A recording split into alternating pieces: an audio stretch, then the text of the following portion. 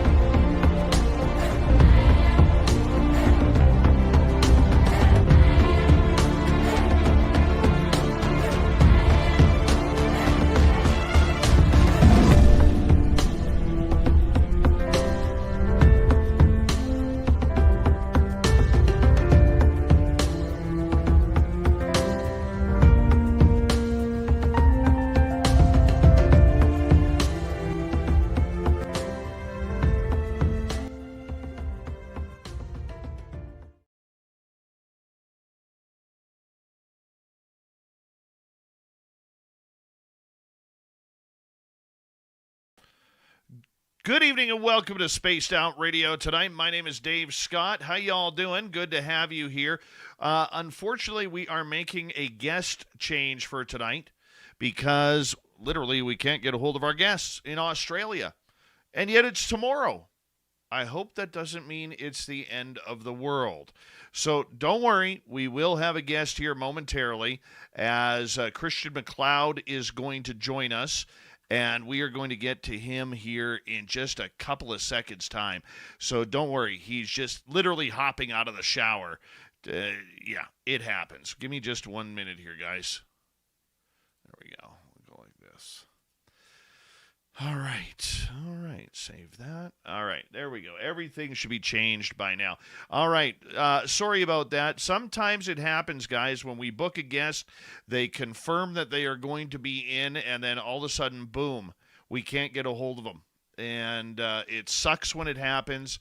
A lot of times, the majority of time, it is an honest mistake on the guest's part, but that's okay. We still have a show to do. We're still going to have an awesome guest, and we're going to make the best out of tonight, including Eternity Eternal in the gold medal position, Kitty Caddywhack with a silver, Tim Mothman and his goatee with a bronze medal tonight. Let's say hello to everybody else. David Norenberg, how you doing? Good to see you. And who's next on the list?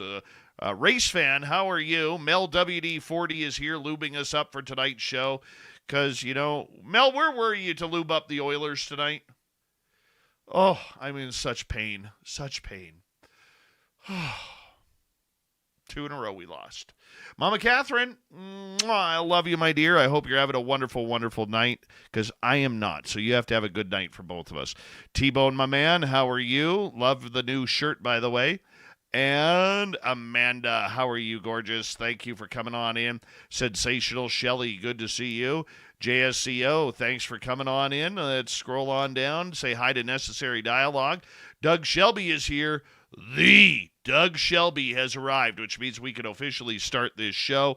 All right, there's Deborah Rooney. Deborah Rooney will be signing autographs after the show. Line up to the left of the studio if you don't mind. To the left of the studio. She only signs for left-handed people. It's her rule. I don't know why, but that's the guidelines she had in her contract. And the gorgeous Cryptid Huntress. How much do I love thee? She is awesome. Isn't she, Jessica Jones? She is amazing. Bobbert, how are you? T-Bone, thank you for kicking off the Super Chat tonight. Much love to you, buddy. You are one of the greatest. And thank you for your love and support of Spaced Out Radio Nightly. We really appreciate it. Hippie Deidre, Ozzy, and Alien Critter, good to see you. Super Crazy is here. Super Crazy will be signing autographs after the show as well. Line up to the right of the studio if you don't mind. To the right of the studio. Stephen Finnegan, how you doing? Nice to have you back. And Walter Kochabinski, Noble Patrick, Gory Tiger, Jay Truthseeker, thank you for joining us. And here we go with gorgeous Amy W.C. Hi, Sandra. Hi, Sandra. Hi, Sandra. Noble Patrick, good to have you here. And Hillbilly Herb in the studio. Good to have you both here. Fast Hemi and Captain K-Rod. Good to see you both. Here we go again with another great guest in our chat room. And who is it this time? Whose name will I say? I don't know. Let's just scroll down and see. Lee the Bee is next. Kurt M., nice to see you. And can we sneak in one more here? Zen 2, nice to see you. Undead Jed, good to have you here. Diana Ferrinelli, or Ferrarelli. Welcome to SOR Chat. Yeah, welcome. Hold on. Let's get the radio side going. Hello and welcome to the radio and podcast side of Spaced Out Radio tonight. My name is Dave Scott. The cryptid guy, Christian McCloud, is here with another great entertaining show of his latest investigations into the weird and strange. We are in roll call on YouTube. Hello, Seven Systems. How are you? And who's next on our list? Scrolling on down. And it is, I don't know, it's all these people here. Chris 716, good to see you. And Oob to Joe's Main, you've got aliens. Throw those horns up, everybody. Let's rock.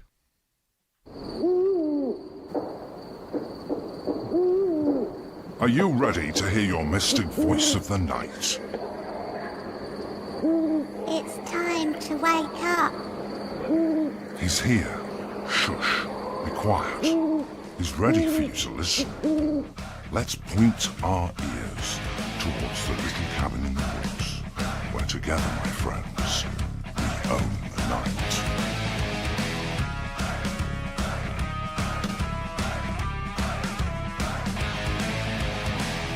It's time for Spaced Out Radio with Dave Scott.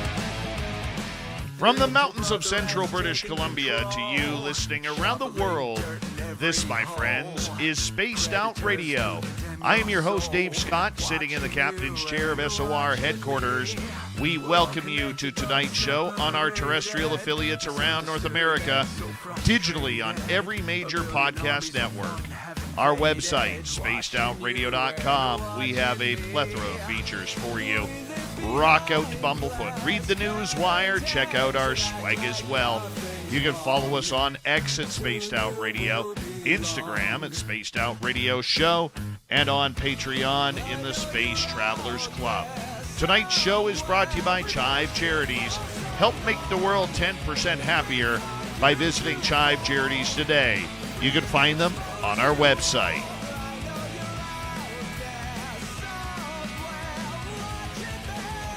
We have an amazing guest tonight hanging on out with us. We have our good friend Christian McCloud joining us to talk all things monsters and his latest, there he is, his latest and greatest investigation that he has going on down in his beautiful area. Then in hour number 3, Swamp Dweller will join us, but Christian's going to go 3 hours tonight. 3 hours with us, so we are in for a real treat, and you can see the happiness on his face when he just thinks about doing that. So let's get right to it here. Christian McCloud, director and lead investigator of A.C.A.P.S, has over 25 years experience investigating cryptid paranormal activities. With a passion for studying and preserving the Native American tribe culture, folklore, and legends, he also knows about dealing with topics such as the occult, UFOs, forbidden archaeology, Freemasons, Knights Templar, secret societies, and many more. He holds a bachelor's degree in psychology, minoring in criminology from the University of South Florida, and an advanced master's of arts and teaching degree from Western Carolina University. But most importantly, he's one of my good friends in this field, and we are glad to have him back on Spaced Out Radio. Christian, it's good to have you here. Thank you for hopping on early. How you doing? Oh, man, I'm great. How are you doing, brother? Good. Now, for our radio people, they can't see this, but, considering you don't have your camera on, I figured I'd put a photo up of you.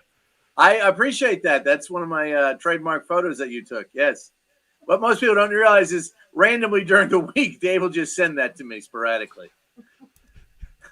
Christian, you are honestly, and I say this with all love and respect, but you are one of the most awesome people in the field of monsters and legends, my man. I mean, for people who may not have heard you speak before, how did this all begin for you? What was the attraction? I was a total failure at everything I tried. I thought that was funny, Dave. I'm sorry. There you go. No, I got lucky. The truth of the matter is, when I started doing more investigations publicly, a gentleman from Marion, North Carolina, asked me to speak at the first Bigfoot festival they had, and it just kind of started snowballing from there. And I've been doing it ever since. I've been very lucky. We speak at UFO events, cryptid events, paranormal events. So it's it's just one of those things where I just happen to be connected with everything in that particular field. And when someone asks me to speak, I don't think I've ever turned anyone down. Well, you know what? I think you are one of the best speakers out there. I've heard you speak now publicly a couple of times in regards to the subjects, and the way you are eloquently able to describe this. I mean, it's very difficult because you're just not, going up on a presentation and saying, this is a Bigfoot picture.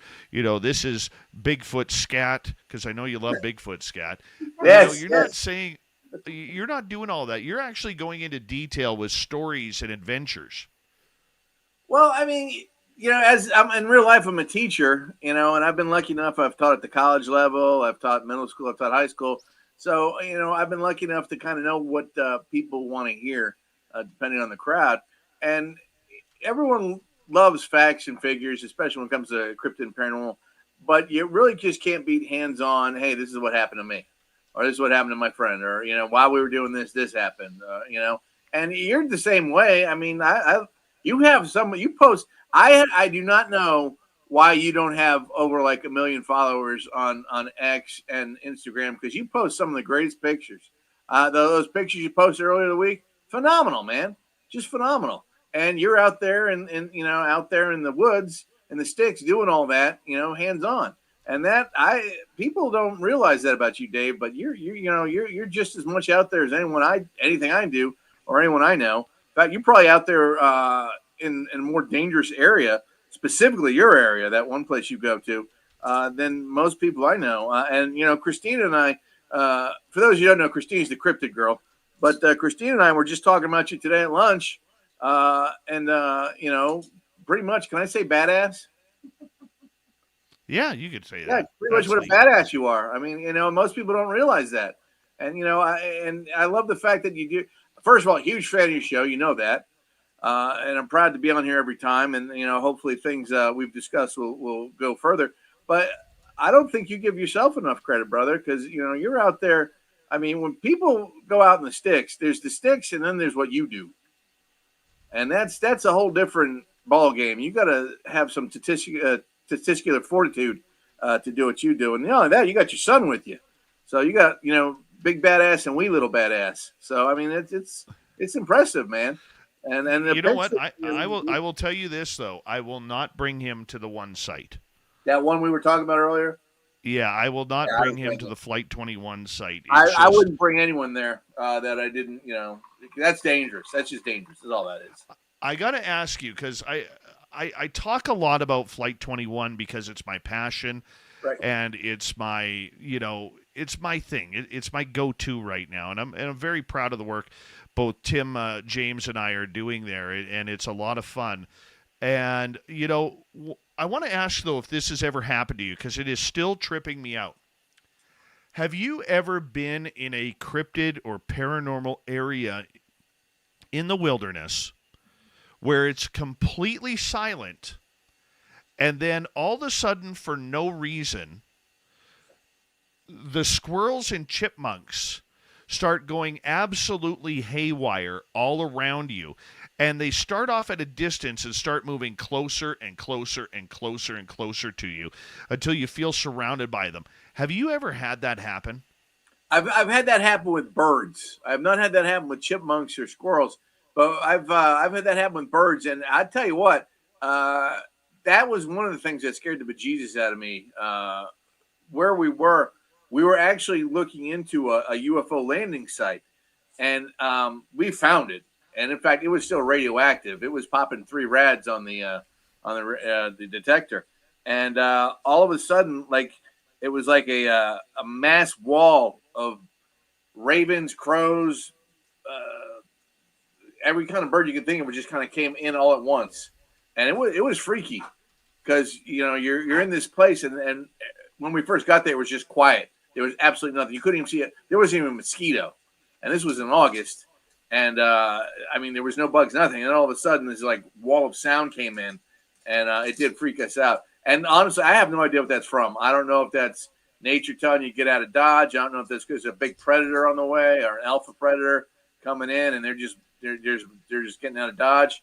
I just don't know, but it's something that'll definitely scare the bejesus out of you, because it's all these things happening. It's not just one or two animals. It's like this whole cluster, and you start messing with nature. That's something to worry about. Yeah, I mean, it was just right out of nowhere, man. Like it was really trippy. Like I just don't understand why it happened, how it happened. And maybe I'm reading too much into it, but I've never had that happen before. And it kind of got me wondering, because we are in such a paranormal area. And that was followed up with, prior to that happening, first off, we had K2 meters going absolutely haywire at that time. Oh, yeah. And then the squirrels and chipmunks happened. And then right after that, Tim and I kind of looked at each other. And we were like, it's time to go. They want us out of here. We need to go and pack up. Like, do not pass go. Do not collect 200. Just get the hell out of here. And that's exactly what we happened. Have you ever had that fear before where it's just like, we got to leave now? Actually, it's funny you mention that. I was diving. I used to do a lot of underwater ghost hunting. I did that in Florida a lot. And, I'd go to shipwrecks and things like that. And there was this weird, I was off the Keys. I don't want to give the exact location, but it wasn't too far from where the Atocha was found. It was just this weirdest feeling. And then like this wall of fish. I don't even know what kind of fish they were. It was like there was a bunch of different kinds of fish. There was grouper, there was some Goliath grouper, there was redfish. But like this wall of fish just came swimming by. And it's like something that scared them. And I thought it might be a shark or something like that, or a barracuda. And, we didn't see anything like that. But 5 minutes later, another wall came by. And at that point, I was thinking the same thing. It's like, all right, it's time to go.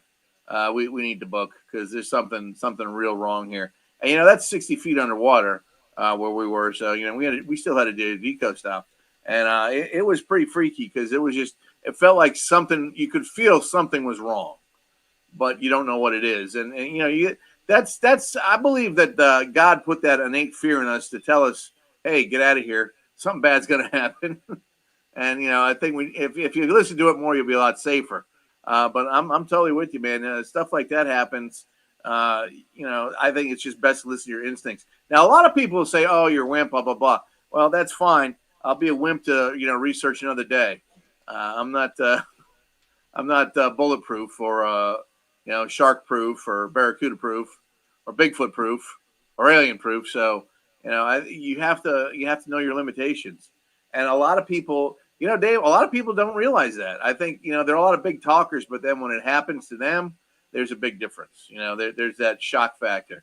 And I've seen it 100 times. I've had people ask me to take them out, and I'll be like, are you sure? And I know you've done this too, because we've talked about it. Are you sure you want to do this? Yeah, no, I can handle it. I'll be fine. Nothing's going to scare me, blah, blah, blah. The second they're out there, they start, they almost urinate themselves. I mean, so it's, it's just one of those things where until you do it, you can't really comment on it. Oh, absolutely. And you know what? We are filming this on a very amateur level. We understand that it's an amateur level, and we don't want it to look pro. You know what I'm saying? We want it to look as real as possible. It looks real. That's what you're going for. But honestly, I don't mean to interrupt you, but the look you've got, it looks like I think it looks professional, but it's professionally done in the real way. It's like, I'm a real guy. This is what we're doing. There's no malarkey here. This is what's going on. This is what's happening. So, I mean, I think it looks great. I mean, and I say we, I mean, American Cryptid and Paranormal, we suck at video and stuff. I'm just going to tell you that there isn't any video ability in the crew. Everyone's good at something, but no one's good at video. And it's like half the stuff comes off the GoPro, or someone will be using their phone or something like that.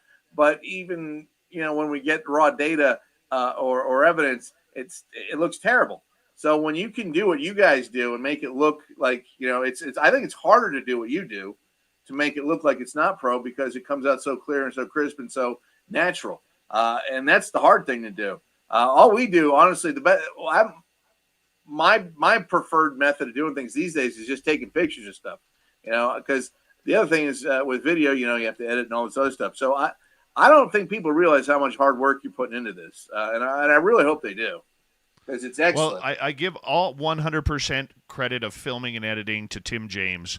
Well, Tim's it's him who is doing it. I haven't even touched it, but I mean, it's pretty amazing what he is doing so far. And the one thing about it, because I know you're on a major investigation right now too, and I do want to get to that. But the one thing that I would say is, when you go into an area, you need to know your strengths and your weaknesses. And I've had a few people comment over since we started posting the videos, that we go in armed with pointy sticks, we go in with cameras, and I understand where a lot of people are like, hey man, you're never going to get Bigfoot on camera because they don't like cameras, number one, and number two, they don't like pointy sticks that go bang in the night.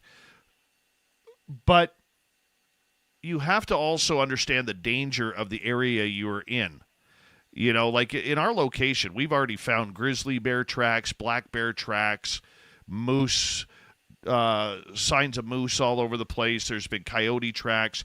There's been wolf tracks. I mean, we're in a dangerous area. Our first one, we even had a sighting of a cougar. Not the Las Vegas or Los Angeles kind or Florida kind, but a real mountain lion. Well, it's Bergam's rule. It's Bergam's rule. Where you are, it's colder. When it's colder, it's bigger. People don't get that. Oh yeah. It was a big kitty, man. It was a big kitty. And there's nothing you can do with that except shoot it in the head. That's. So let me ask you this: how do you research a location for safety before you go in? The truth of the matter is, brother, what we try to do, and I'll give you an example. The current investigation we're working on, it's very interesting. It's actually in Tennessee, and Christina and I have been working pretty hard on this one. And what's interesting is the people that called us out of the blue. They called us on the 800 number, and we started talking to them. And it's 250 miles away. Yeah, it's about 250 miles from us where we are. And when we go up there, what we like to do is we'll kind of look at the address. We'll get the address, look at it at Google Maps, see how far in the sticks it is, and then we'll look at the closest town where there's either Starbucks or Mickey D's, and that's where we want to meet people. And then if we get a good vibe off of them, we'll go check out the property. But I will tell you this right now, Dave, we always go armed. I will not go into a situation without a firearm. I'm not going to do it. And half the time, I'm not worried about a Bigfoot, a dogman, or Sasquatch, or anything like that. It's the two-legged varmint variety of human being that concerns me. Because where I am in Appalachia, there's a lot of bootlegging still. There's people cooking meth out in the woods. You never know what you're going to run into. So that's why, I go armed. And everyone on my team is got a concealed weapons permit, which means in America, that means you can conceal carry. And I believe we can carry all 50 states now, right? Did that go through?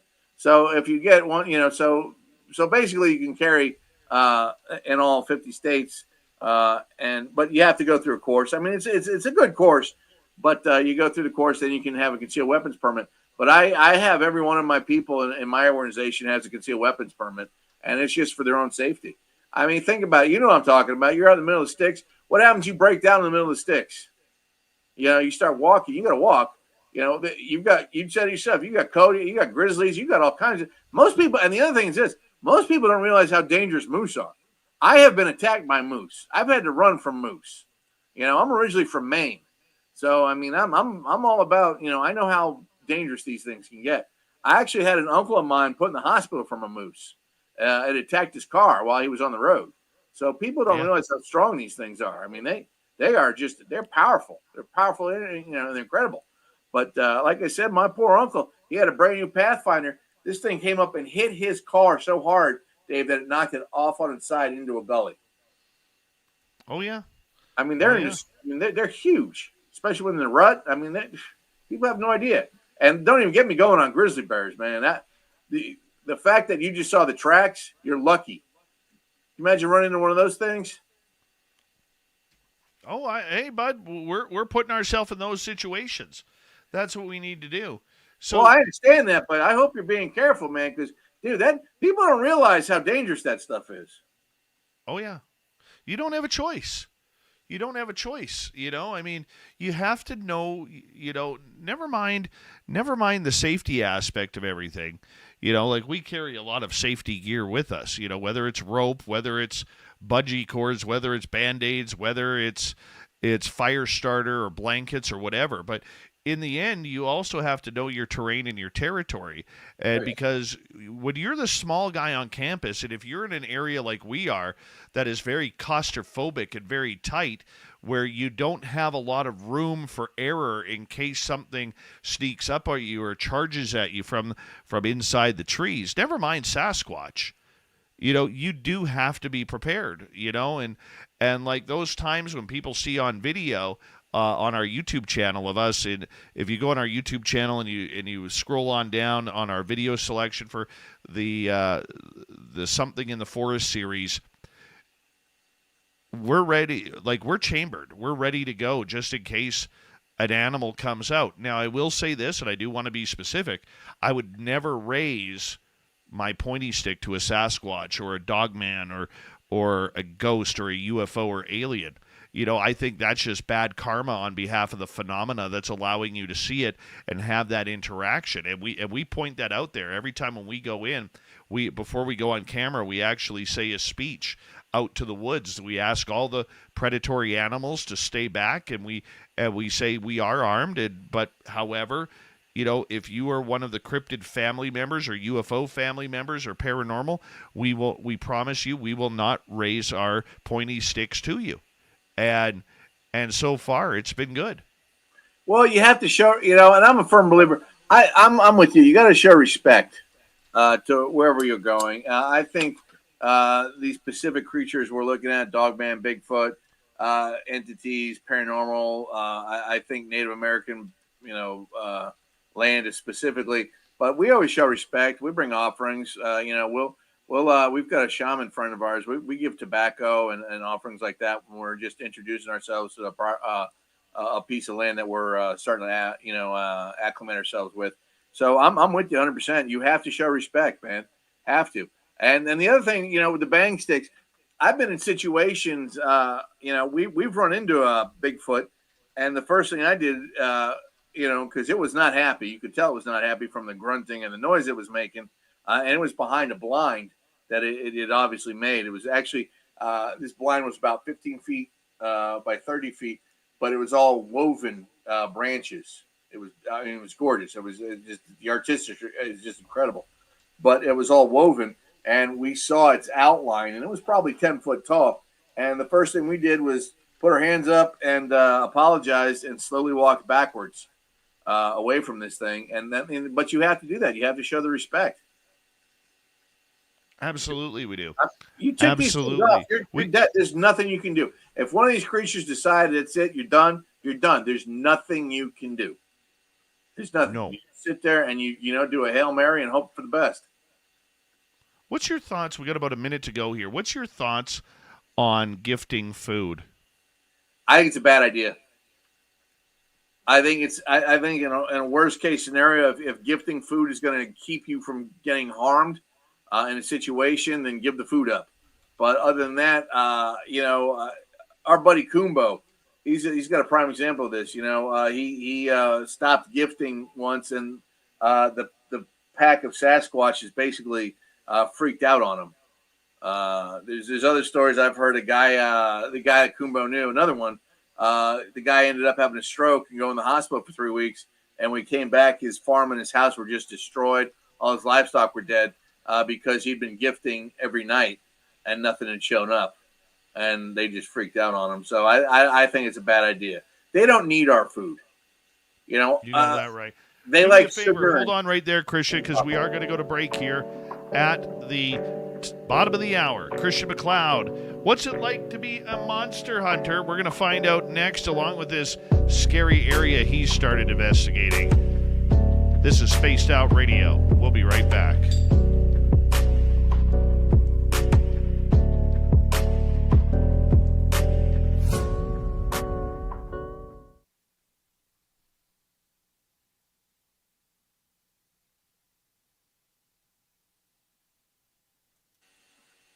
All right, buddy, we're clear. Cool. Hi, Parasolo. How you doing? Hi, gorgeous and amazing Kira.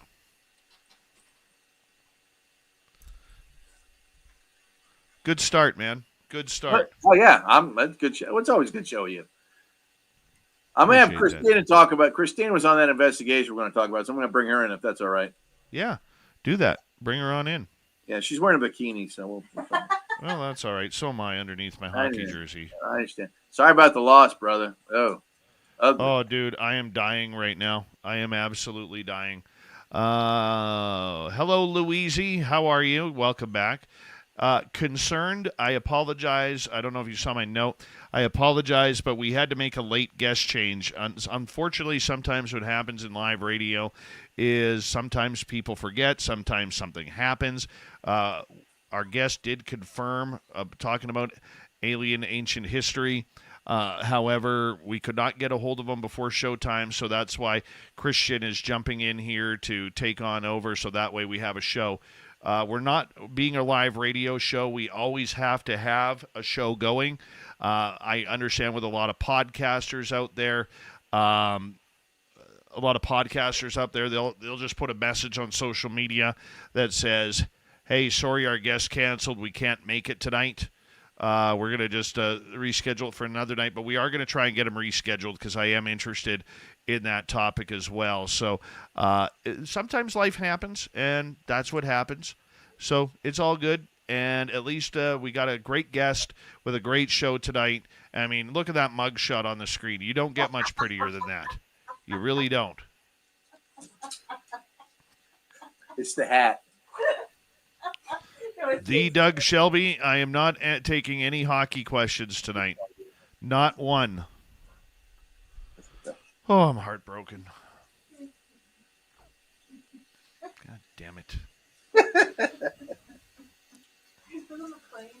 No, that was at Nebraska. We were on a panel. Christina must love that picture. Sexy, so sexy. Isn't that? He just looks so thrilled right there. Yeah. All he can think about is, I can smell Bigfoot scat. I'm looking for you know who in his movie. Brendan Ryan, how are you? Good to see you. This movie's about poop. It's Not mine, it's Bigfoot. 3.5 hours about Bigfoot poop, but it's not mine. It's Bigfoot. Looks like mine, but it's not. It looks like mine. It's not. A lot of people think it's mine. I didn't do that. That's not me. I don't wipe with the leaves. I did not make that poo. I don't wipe. I leave it. Something obviously wiped there. Can't be me. Can't be. It wasn't me. It wasn't me. It wasn't me. Hold on, what does Paramarv say? I think it was pretty rude of someone to take this picture of Christian while he's at his proctologist exam. I agree, Paramarv. Oh, that is awesome. Paramarv, you're the man, Paramarv. Love that guy. Oh my God, that was awesome.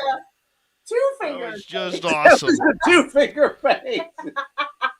Oh my God. Oh, Oh, that he is said one excellent, finger man. duck. That's hilarious. Actually, Oh, I think my I was God. cutting one when you took that. I was sitting right beside you when you ripped ass right there. That was the fart face. Were we on the panel? Was that a panel when we did that? We were all up on stage. That was the end panel. That was the end panel. Yeah. When Kumbo wouldn't be quiet. Kubo was asking a question. Did they come out in sunlight? And he goes off on a 25-minute tangent. It was awesome. 45 minutes later. Yeah. Can you answer my question, please? Did they come out in daylight? Oh, yeah, they do. Yeah, sure. After the but you know what? You'll never find anyone that knows more about anything than him. That guy knows his You shit. got that right. Guy's brilliant. He's amazing. I still got to get a hold of him. I still haven't got him on the show. Do you have his phone number? I need you to resend it to me. I'll give you. Yeah, dude, he loves you. He thought you were the shit. Perfect. because he was, I love the guy. his voice goes, I like that. Hold on, boy. right, Christian. Hold on right there. Big thank you to T-Bone, My Flock, Deborah Rooney, Candace, and Trucker Andrew for the great super chats. We really appreciate the love and support. And don't forget, you can shop at our Spaced Out Radio store. We do not have ugly swag, people. No ugly swag. So here we go, and let's start.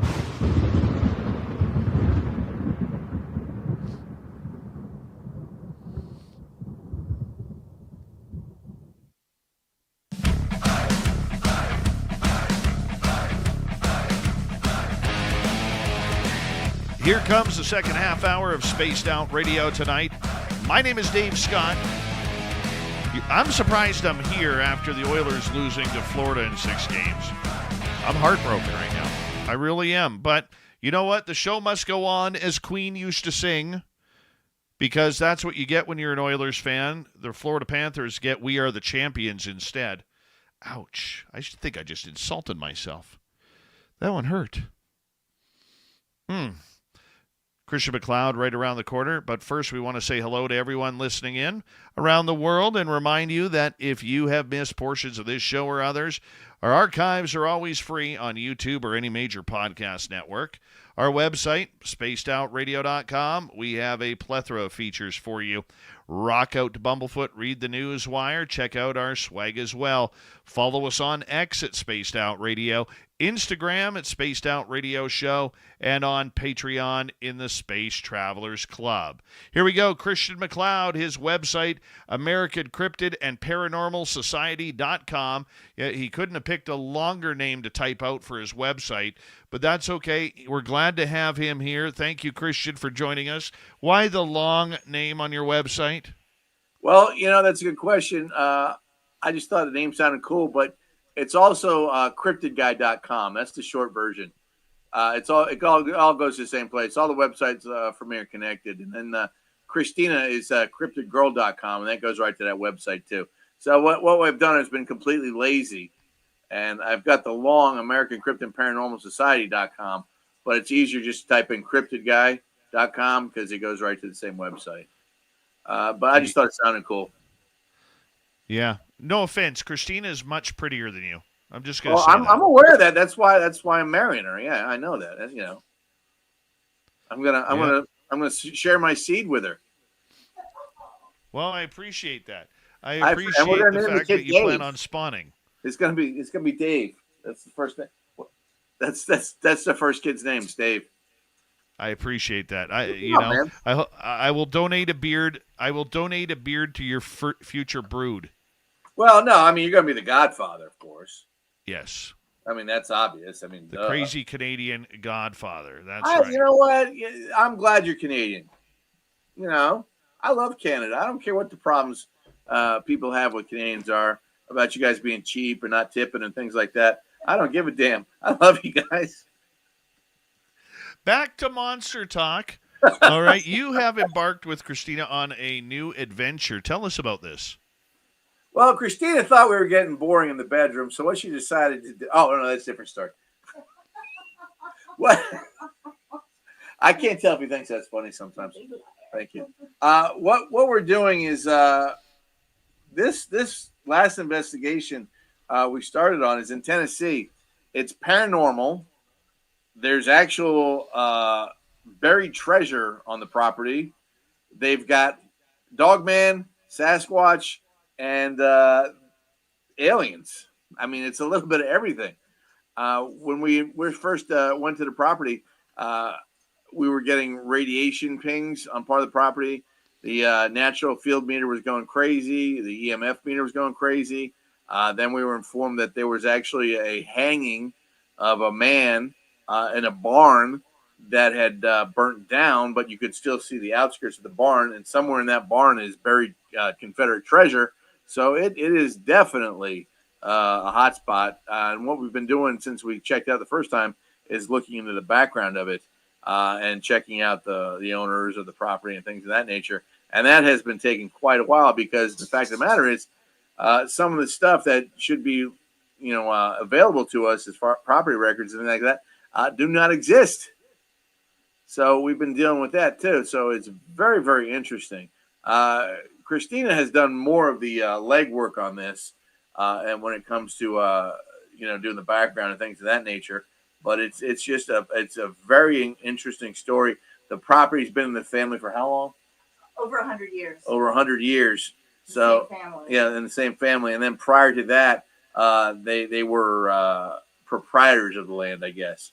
So they didn't own it; they just rented it before they bought it, and that was another like 50 or 60 years. Mm-hmm. So it's just a very interesting story because we're talking pre-Civil War here, and Wow.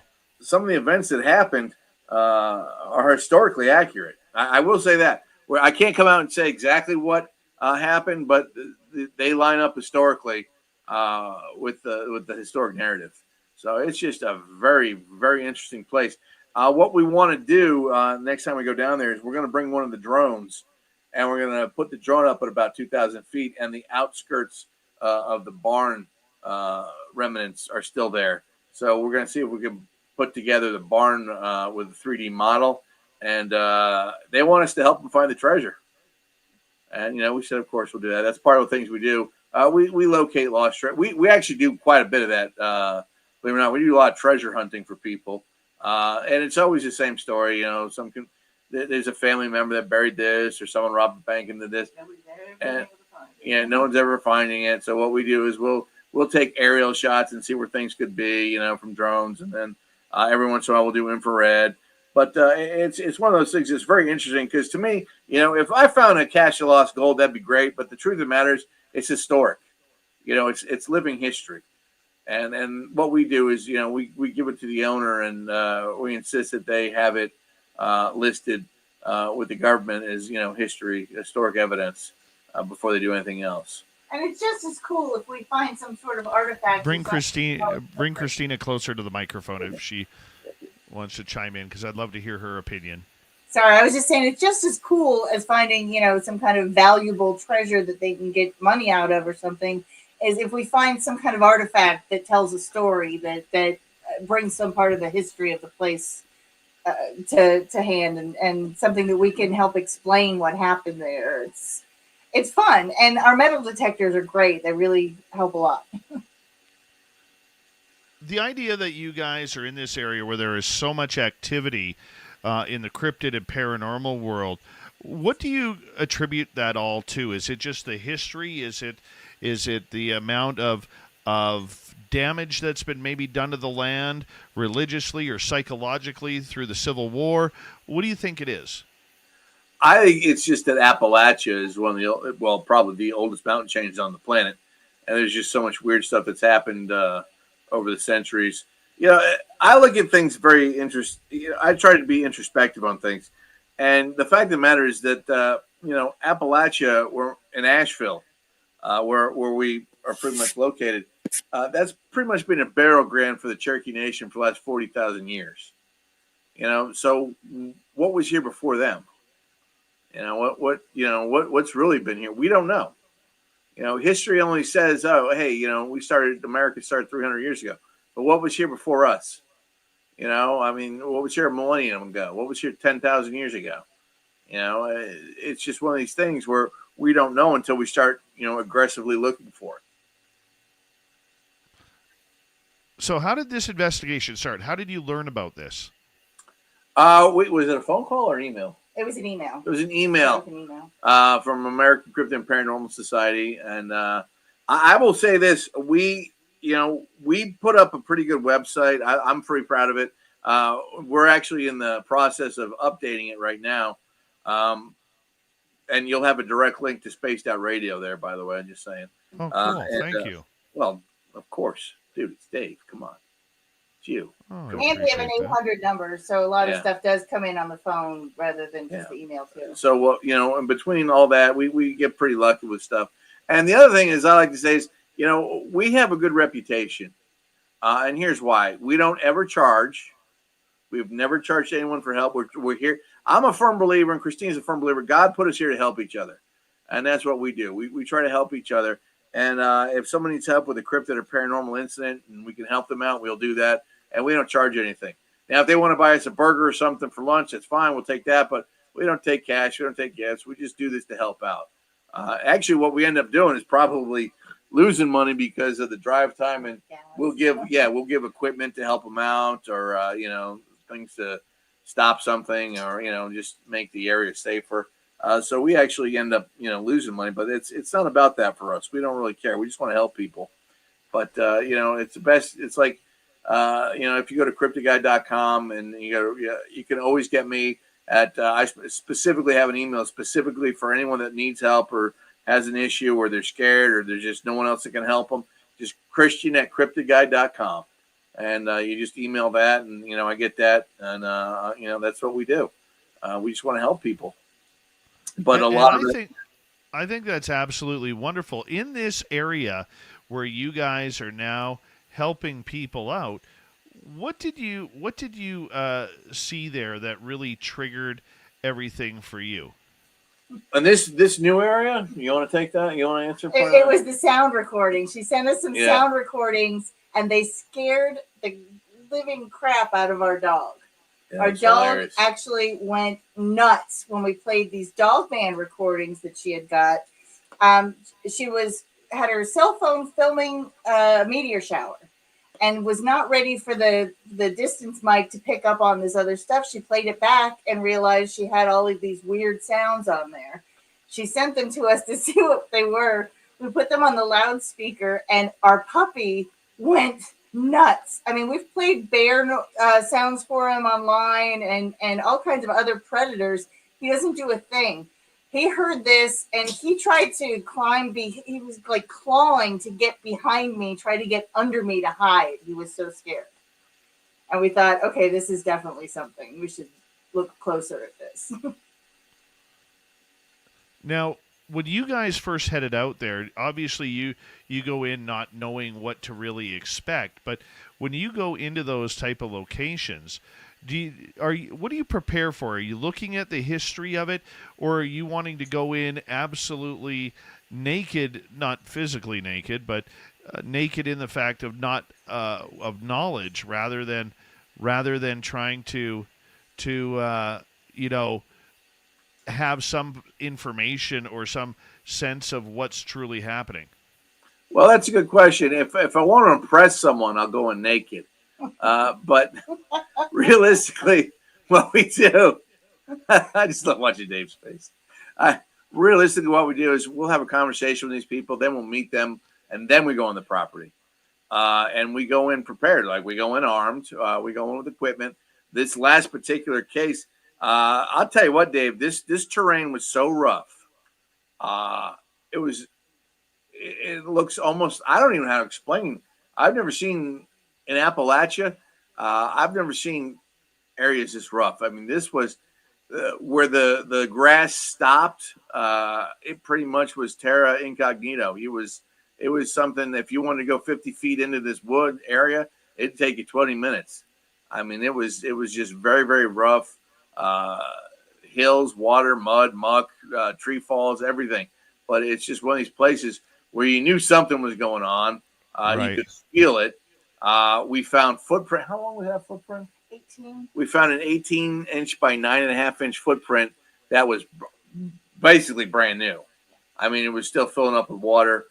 We took pictures of that. There's just all kinds of stuff. But what was really interesting is the proprietor of the property wasn't worried about Bigfoot.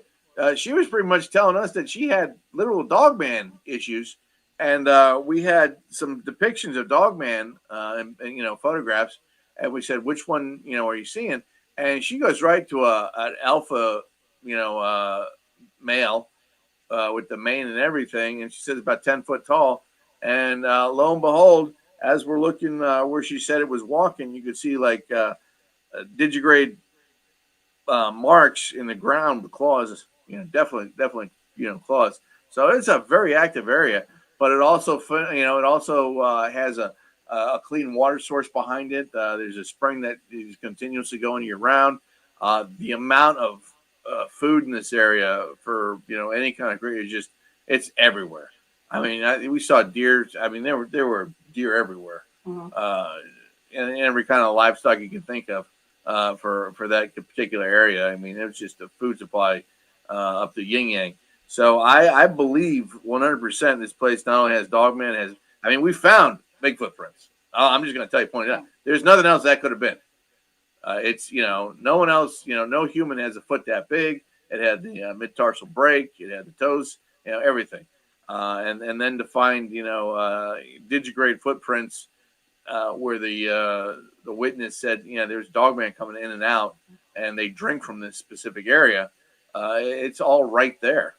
But what was really weird was there was a garage about 20 yards from the what I like to call ground zero for the Dogman, that the brother of the person that called us point blank said that he hears his grandmother laughing and he sees her there every once in a while. And lo and behold, on the natural field meter, that was pegging a 6, and it was also radioactive, which I don't understand.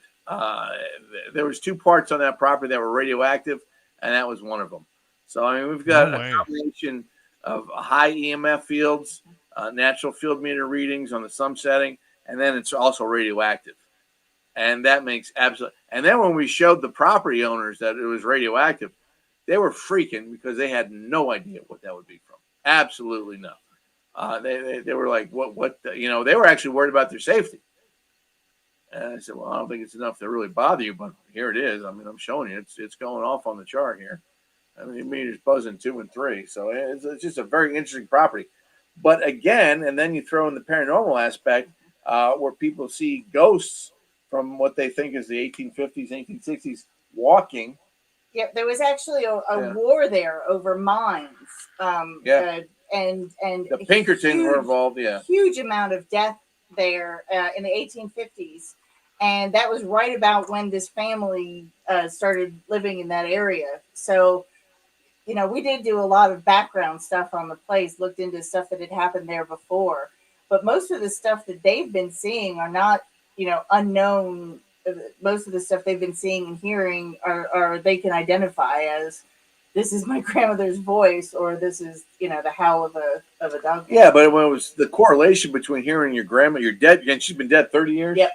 She's been dead 30 years. He heard his grandmother say his name, and she started laughing, and he said it felt like he was hugging her. He said it felt like she was right there in the room, like, back in the old days. And then you see someone dressed in the clothing from 1850, 1860, walking around the property, and it nodded at her, or it gave her a heads up. And then the fact that you have Dogman, Sasquatch, and radiation. Yeah, which the radiation are all going crazy right in the same areas. That's what I don't understand is the radiation. That made absolutely no sense to me, but it was pinging. So it's just a very interesting place. But what really fascinated me was the story about the barn, because before the barn burnt down, for some reason they hung someone in the barn, and the part of the barn that they hung him in was facing this woman's house. And every once in a while, she'll look out her sliding glass door and she'll see someone hanging. Looks like they're weird. So it's just very, very interesting property. But but that's normal. We normally get, when we get a call, it's not just one thing; it's 3 or 4 things, and that's just in the Appalachia region. And I just think it has something to do with the age of the area. And we did talk to the person I talked to and emailed, texted with this person significantly for over a long period of time. She sent us all kinds of sound files and photographs of things that have been captured there, things that she's seen, footprints that they've found. So, we did a lot of research with her and about the place before we had it out there the first time. I mean, there is a lot of documentation. I mean, they've done a good. I've actually, nay. I say they've done a great job over the last decade of evidence and securing the evidence. But the problem is they just don't know what to do with it. And there's such a diverse amount of stuff coming from there. And that's the problem. It's not just one thing. It's 5 things. And it's like when someone sees it, here's an example. A woman sees a Dogman. I show her a picture, and it's what we call an alpha dog man. I mean, this thing's huge. This is the one without a tail, and it's got the lion's mane kind of thing looking at it. It's about 10 foot, 11 foot tall. And she sees this thing, and she says point blank, it smiles at her, pointed at her, and then it ran back in the woods. Now, that's terrifying. Totally. I don't care who you are. I don't care who you are, how tough you think you are. Something like that smiles at you, points at you, and then dips back in the woods. You're not sleeping that night. But then she'll see that, and then about 20 minutes after that happened, she sees a ghost of someone hanging.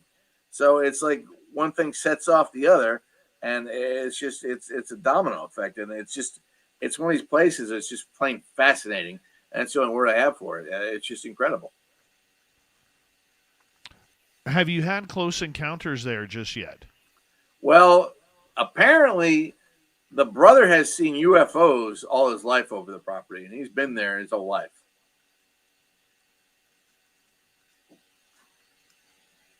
What kind of UFOs? Just the dots in the sky, or actually getting deep into it? No, just dots in the sky. He hasn't had any encounters that he knows of. He has had lost time. Didn't he say he has lost time? Yes. They both have. And lights in the sky with certain movement, before there were drones that could explain that in any way. Like the 70s and the they've been there quite. I mean, they're in their 50s. Mm-hmm. They're in their late 50s, so they've been there their whole lives. Right. And they've witnessed it. And none of the paranormal stuff has ever changed. It's always the same thing. Right. And then they'll hear screams and cries in the woods, right at the edge of the property. And it's very, like I said, that proproperty. Places where they're sure that nobody has been traversing. I mean, and you couldn't be. You could, like I wasn't going in there. I mean, I usually go a couple. I'm the first one to jump in, boots on the ground. And the truth of the matter is, I didn't know how to approach it because it was such rough terrain. Mm-hmm. It's like, where'd you jump in on this? It was one of these places where you literally had to drive a mile up the road to find an access point that was actually safe to walk in. Yeah, if you're not 10 feet tall and super strong, it's going to be almost impossible to get through it. I mean, that's very good, but that's exactly, you couldn't. It's just one of these places where the second you step in, it's down a hill and into a gully, but it's like 40 feet deep down, and then boom, there's a hill, but you can't access that other hill till you get to the gully. It's just one of these places. It's like you couldn't do anything in there except walk. You couldn't bring a Jeep in there. You couldn't bring a 4x4. There's nothing that's going to access that. Does that make sense? But again, this is why it makes it such a perfect area for this long-term cryptid activity, because the people that live there have said there have been no human intervention in this area for over 100 years. Nobody goes there. We know that nobody goes there. Plus, they have natural spring water. They have huge amount of food supply. So it's part of what makes it a perfect area for the cryptid community to settle there or stay there or at least visit there often. I've never been in that area. Are there a lot of freshwater marshes, streams, creeks, rivers? Yeah, you know what, Dave? The truth of the matter is they've got a spring that's. I think she said the water's a 7 pH. It flows year round, and the truth of the matter is it's gorgeous. So it looks like someone's out of Lord of the Rings. It's just gorgeous, but it's almost inaccessible. Like I have been doing this 27 years now, and this is probably the first place I just didn't jump in the woods and start going because the truth of the matter was it was inaccessible. I was looking down at how to access this, and there was no way for me to climb back up. If that makes sense. It's just one of these places where it's like you couldn't, if you even had let's just say you had a Humvee, the Generation 1 Humvee that can go into anything. You couldn't drive it in there. It's just, there's no way. Between the tree falls and the way the landscape is and the mud and it's just not going to happen. There's no way you can navigate that. At a minimum, you would need a big thing with a winch to pull you back out. Yeah, but you couldn't even then. It wouldn't work. I mean, so, the only way to handle this is on foot. And I don't even know how we would have begun doing that. I mean, we would have had to actually get a ladder. The only way to do that is with a ladder. We probably have a 3-section ladder to climb down. Sunk. And it would have sunk. Exactly. In the mud and the spring. I mean, it's one of these things you have to drive around to come back down. And if you could do that, because the whole area is just, it's not designed for human travel. Christian, hold on right there. Christina, you sit tight. Spaced Out Radio, hour number 2 with Christian McCloud and Christina. We're going to have fun talking monsters. This is Spaced Out Radio with host Dave Scott.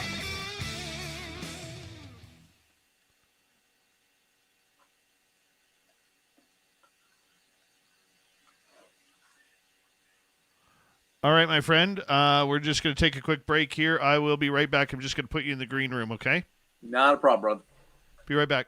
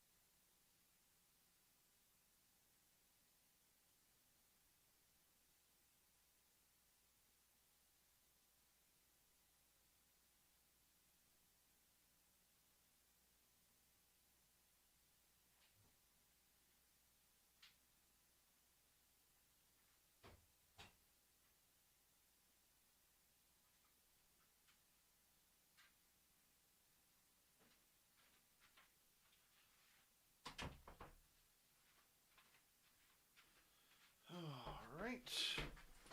We are back. We have about a minute here.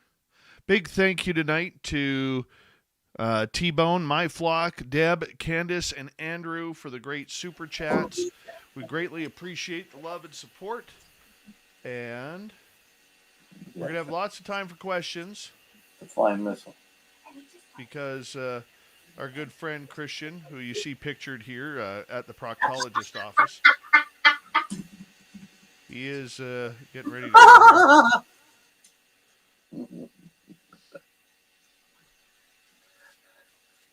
Thank you, right. T-Bone, again for another amazing super chat. Love you, buddy. Thank you very much. And we got 10 seconds. Great.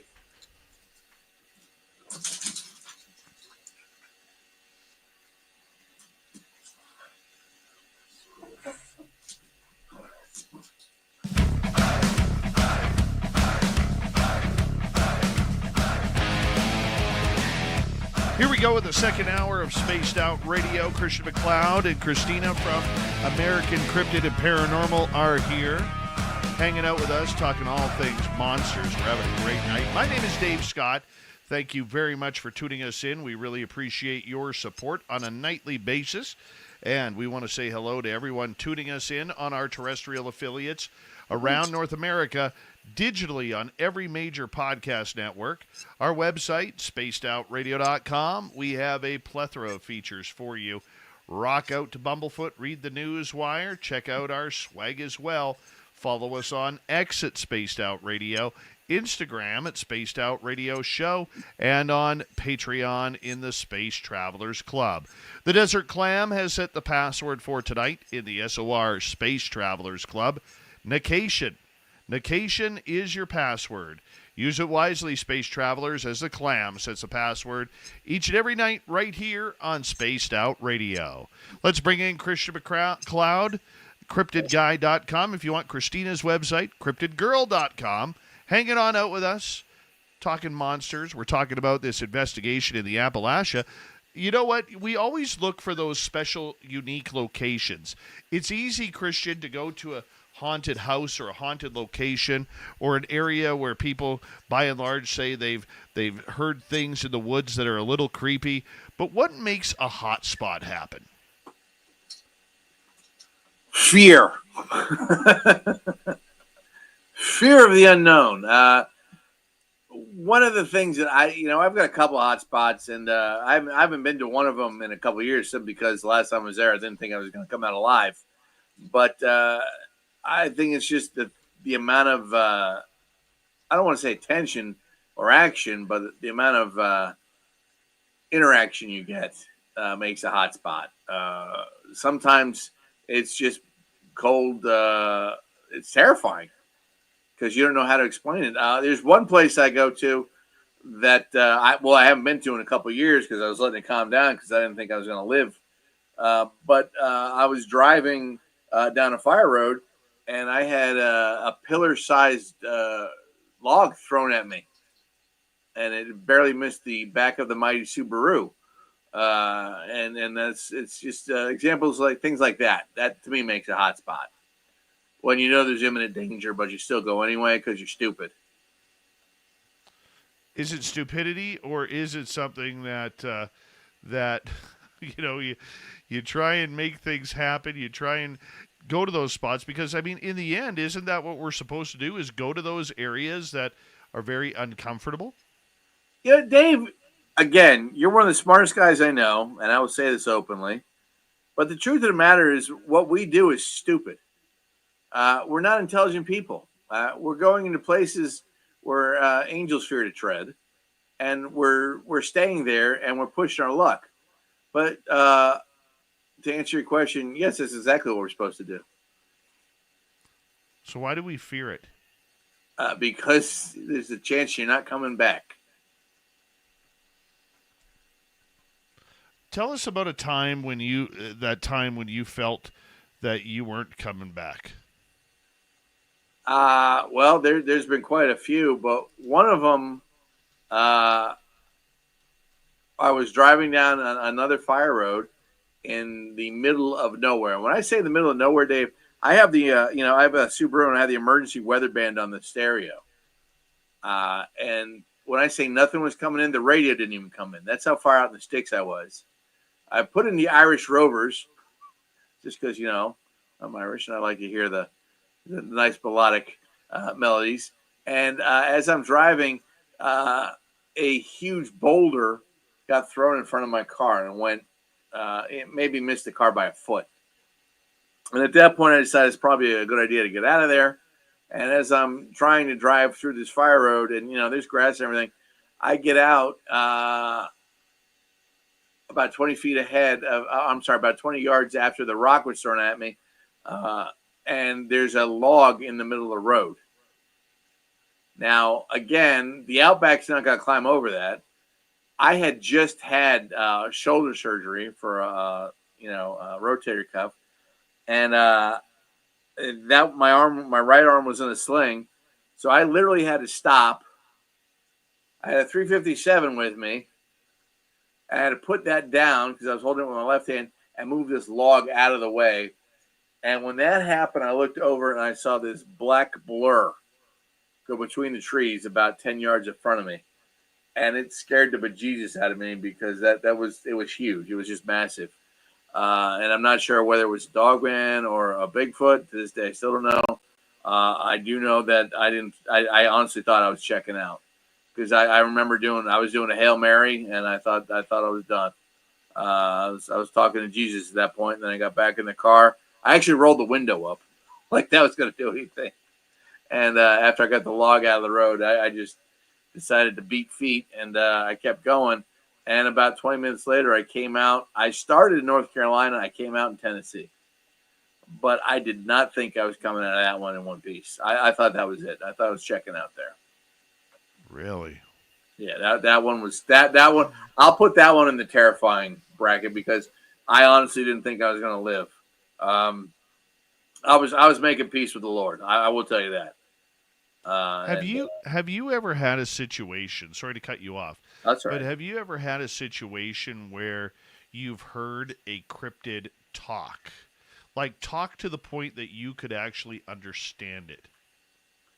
I haven't heard one talk. I've heard one laugh, and this was actually kind of embarrassing on my part. We were and we were in Hot Springs. And we were on the side of a mountain, and it had been raining for the last 3 days. And we heard the typical Bigfoot. And the camera crew that was with me, I think that was with the Discovery Channel. They were filming this. And at that point, after we heard that, the camera guy started freaking out, and the digital recorder guy started freaking out. And they wanted to run away. So I'm telling them not to run because, you're going to start. And the second I told them not to run, the ground I was standing on gave out, and I ended up sliding down half of a mountain on mud. It was like a mudslide. And as I'm doing that, I heard something laughing. It sounded like Jabba the Hutt laughing. It was like, so I still think I got mocked by a Bigfoot because I got caught in a little mudslide. That hurt. I'm not gonna lie, that hurt. That ripped through my pants and everything, and then I ended up flying off this rock and dropped into a mud bog, a mud bog about 20 feet high, and just. Do you mean physically it hurt, or it hurt that he laughed at you? It was a little both. It was both, but it hurt. But I'm pretty sure I've been laughed at. And the only reason why I asked that, look on your face. The only reason why I asked that is because, at night when I go to bed at night, I listen to a lot of creepypasta stories, and I know the majority of them are made up, and it's just, good storytelling at the best. And you know what? I enjoy it. I'm not going to lie. I enjoy the stories. But a lot of them in there kind of made me thinking, because a lot of times when these alleged people who don't exist are hunting down cryptids, they often will hear the creature talk or laugh or snicker. I always found that kind of weird. But one of the other things they always bring up, and I'm curious, is when you're in a cryptid area, in a lot of these stories that I hear, they are hearing, or pardon me, not hearing, but seeing some sort of I'm going to describe it like, the Blair Witch Project, where they walk into the forest and there's all these hand-woven symbols in the trees. Oh, yeah. Have you ever had an area where you've had like symbolism or etchings or anything like that? Well, I will tell you know what, Dave, I'm going to tell you a story I don't normally tell because it's one of the few times I thought I was going to die. But I was on the border of Tennessee and North Carolina about 10 years ago. Maybe 11 years ago. And this is one of the times I was doing a solo, and I never will tell anyone to do a solo investigation because it's stupid and it's dangerous, but I'm not that bright. And I had gotten a phone call about this specific area, and I went in there, and I had heard there's weird things happen in this area. That's all I'm going to say. It was just weird things. And as I'm walking down a hill, a small bluff, I looked down, and I swore I heard a baby crying. And I start looking around, and I have this little pair of binoculars I always carry with me. And I'm looking around, and I see smoke coming up from somewhere, and I focus in on that. And as I'm down there, I see about 8 people wearing black hoods around a fire. And I was creeping in a little bit closer, and I heard chanting, and they were singing, and it almost sounded like Latin, And at that point, I thought to myself, I had just walked into something satanic. That's just the feeling I got. And then I heard, a baby cry. And I crept in closer, and I was concealing myself in a hill above this whole area, and it was 30 or 40 feet. And I actually started putting leaves and stuff on my legs to blend in with the scenery. And I started thinking to myself, what's going on here? What are they doing? Because I heard a baby cry, and I heard the baby cry again, and I'm thinking to myself, this just doesn't look good. I thought I walked in a satanic mass, and I had my 357 with me, and I had 6 rounds in there, and then a speed loader with another 6, and there was like 8 people down there. And I started thinking to myself, if they're gonna do something, I'm not gonna just stay here and watch. I'm gonna do something. Something's gonna happen. And I remember praying, thinking to myself, God, don't let me miss. Don't let me miss. Don't let me hurt anyone that's innocent. And just help me do the right thing. And I'm just sitting there. I'm praying to God. I'm holding my rosary that I always wear around my neck. And I heard the baby cry again. And when I stood up, everyone was gone. There was nothing there but a smoldering fire. And I went down and checked it out, and there was it was just sticks and wood burning there. That was it. And there was nothing else there. So it was just one of those situations where it was incredibly weird. It was strange, but it scared the bejesus out of me. And that was probably the scariest thing that's ever happened to me. I don't know how I would react to that. You did exactly the same thing I would have done. You would have been eyeballing everyone to drop them. You're not going to let anyone get hurt. How do you hold your composure in a situation like that? Prayer. I honestly, I was talking to Jesus, point blank. I'm not going to lie. That's exactly what I was doing. I was talking to Jesus. I'm like, God, please guide my hand. Guide this ball. Don't let me screw up. Don't let me hurt anyone that's innocent. And when I got up, I was about to. When I got up, I literally had cocked my 357, and I was, I'm a good shot. I'm not gonna lie. I was top gun in my class when I was in the police academy. So I was ready to drop people, but when I came up ready to do it, everything was gone. There was just a smoldering fire. And do you think that maybe me. Do you think that maybe you were in a different dimension? I don't know, man. I really don't know. I will tell you that to me, I still have nightmares about that to this day. I don't really talk much about it. I don't even talk to Christina about it, but I still have nightmares about that because I sometimes wonder if I didn't act quick enough or something had happened or maybe someone had hit me in the head or I don't know. But I just, it's one of those things that kind of haunts me. But that was probably the most terrified I've ever been. Yeah, I could totally see that. Let's get to some audience questions here because some of them are building up here.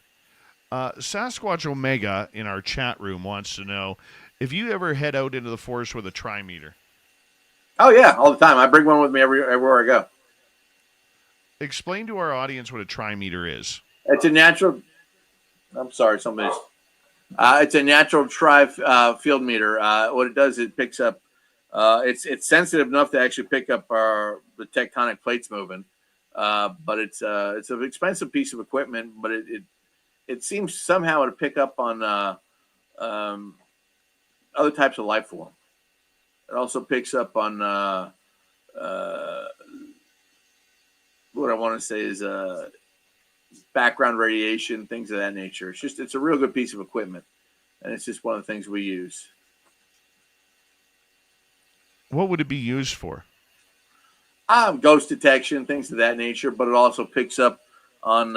I'm a firm believer that anything big gives off a signal, and there's a setting on that called sum setting, and what that does is that kind of looks into bigger life forms. It just picks up on bigger animals in the area, and I usually leave mine on some setting, but what that does is it tends to pick out bigger life forms, bears, things of that nature, but I also think it picks up Bigfoot and Dogman. So it's kind of a Bigfoot Dogman detector. All right, let's go over to the unknown.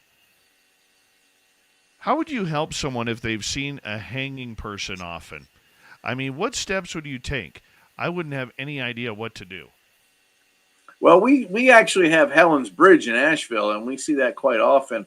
The truth of the matter is, I mean, if you see it, you see it. There's really nothing anyone can do.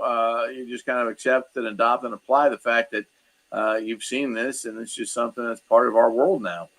You can't unsee something, and you just have to accept it. I mean, that's part of the paranormal world.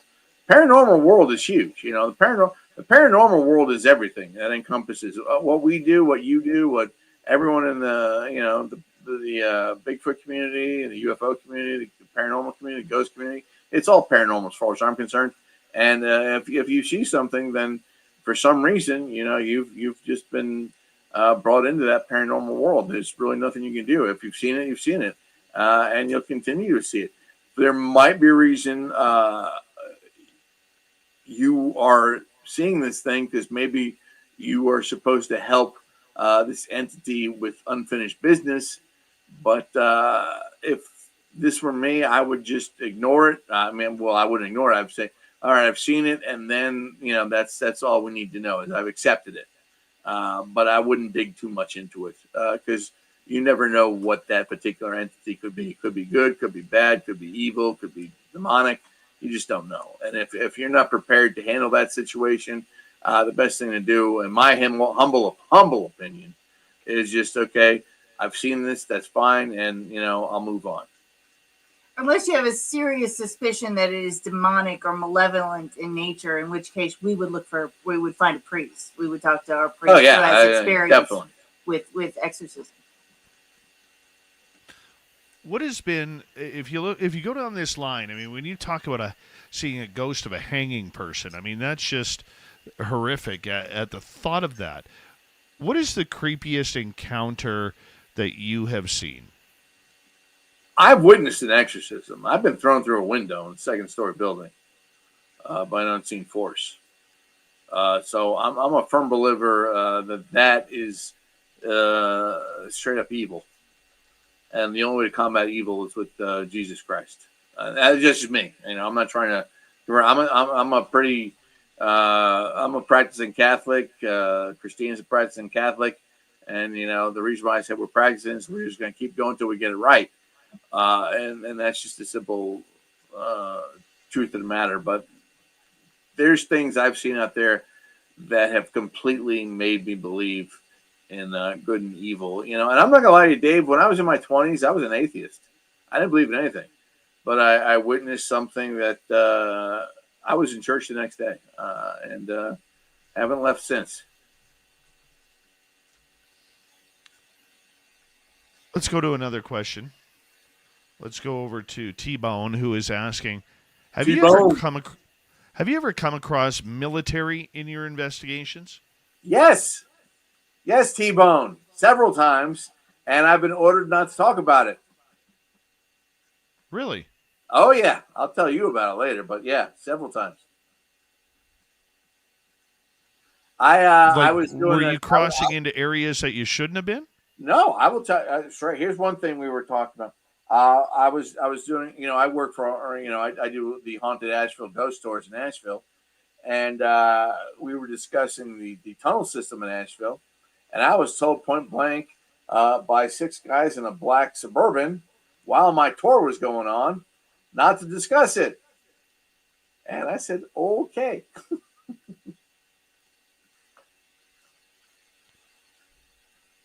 Weird. It's not weird. It's terrifying. What do you think they were trying to protect? Was it the location or the creatures or the UFOs that may have been there? I have absolutely no idea. Probably yes to everything. But I will tell you this. When someone's threatening your livelihood and your freedom, you're going to just do whatever they tell you to do. And I defy anyone to say that's not, the case. If you got some guy up there that's actually, well, tell them this or tell them that, that's because it's never happened to them. But when Uncle Sam steps in, I listen. First and foremost, I'm a patriot. I bleed red, white, and blue. So if Uncle Sam steps in and says, "Hey, we don't want you talking about this," you know what? I'm not going to talk about it because they have their reasons. I don't need to step on anyone's toes, and that's just the way it is.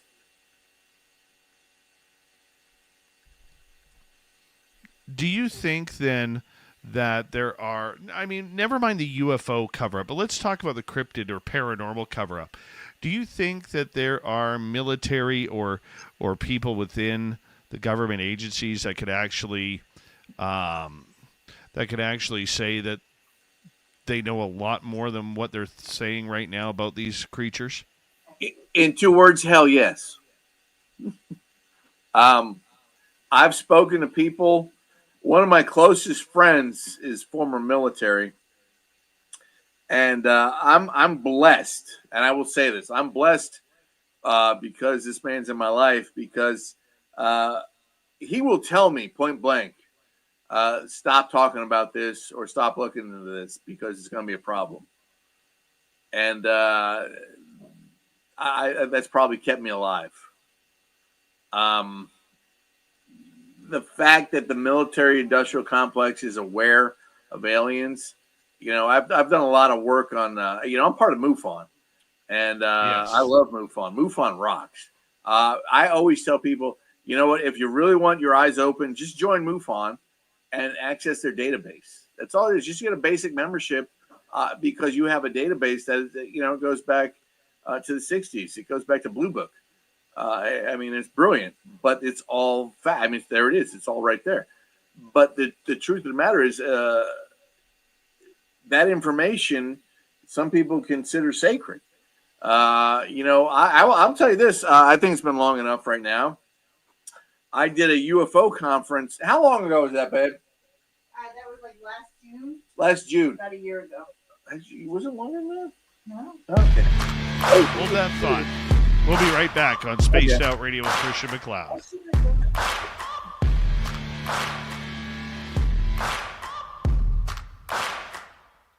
You're listening to Spaced Out Radio with your host, Dave Scott.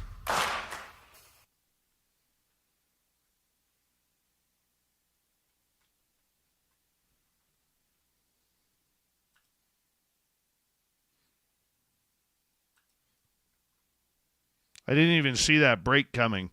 One of my screens has died, so I got everything shifted over to one screen, and I can't figure out how to get it back to the second screen. It's like the second screen has gone to sleep. Well, that's because we're about to talk about MIB shit, and someone's watching us. No, it happened a while ago, about an hour ago. This problem that I have sometimes when my I get too many downloads stored up, it starts like flipping screens, and then it usually will move back, but it hasn't moved back yet. I'm kind of pissed off about that. I understand. Hey, I want you to do me a favor. You don't have to if you don't want to. I need to improve my digital footprint. So at the end of the show, could you ask all of your followers to start following me on X and Instagram? You don't follow back. That's the problem. I follow you, man. You son of a... course, everybody... you oily bastard. Paramarv's actually been putting up your links in the chat room. Okay, well, thank you for He's it. really amazing that way. Well, will you thank him for me?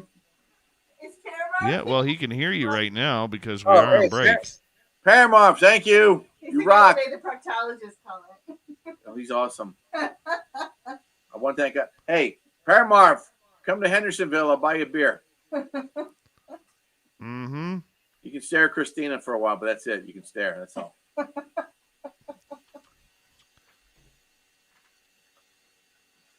I still don't know what the hell she's doing with me.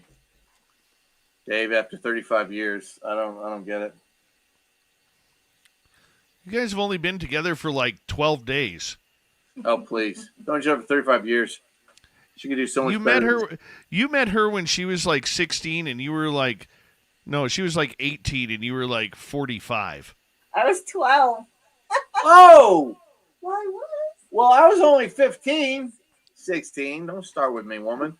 You look 30. I know. It's not fair. Bring that up. Her mom, Dave, did I have to tell you, her mom was my dean in middle school. Really? Yeah. Did she ever spank you? And yeah, she tried. She wanted to.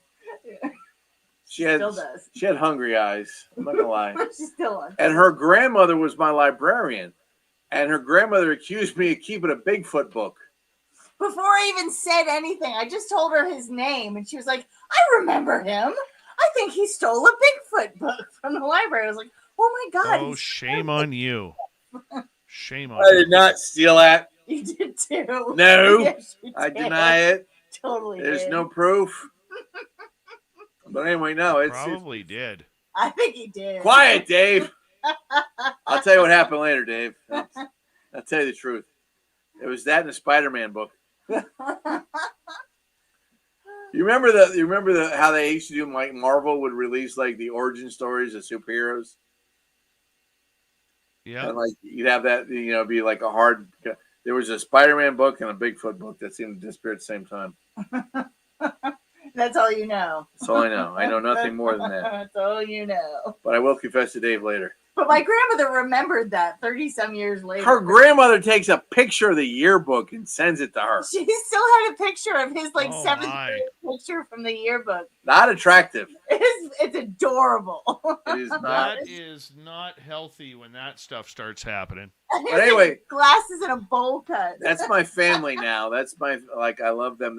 Like her dad. I call him Saint Bob. I love this guy. He was such a badass.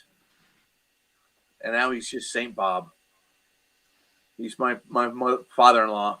My mother-in-law's hot, actually. You know what? It's so funny. Like, you never know. Linda was, 72? Yeah. Oh, no, she's 74. She's 74? Yep. Linda's still banging at 74. Hell, Grandma's been married 6 times, right? 5, yeah. 5 times. Holy cow. Grandma's still a hot she's piece 95. of ace. You'd never know. Grandma looks 60. Grandma's hot. Like, the genetics there are great. I can't complain. Well, don't bring them up there because Dave Sr. is on the prowl. No problem, man. I'll hook him up. Hey, my grandma's single. Grandma's single, ready to mingle. My dad's not that old, man.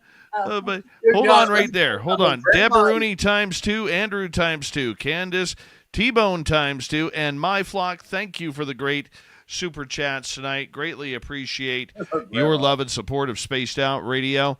And if you're new here, don't forget to hit subscribe and ring that bell. Tomorrow night, right before my show, we have Grant Baker and Lee Strauss with UFO Max.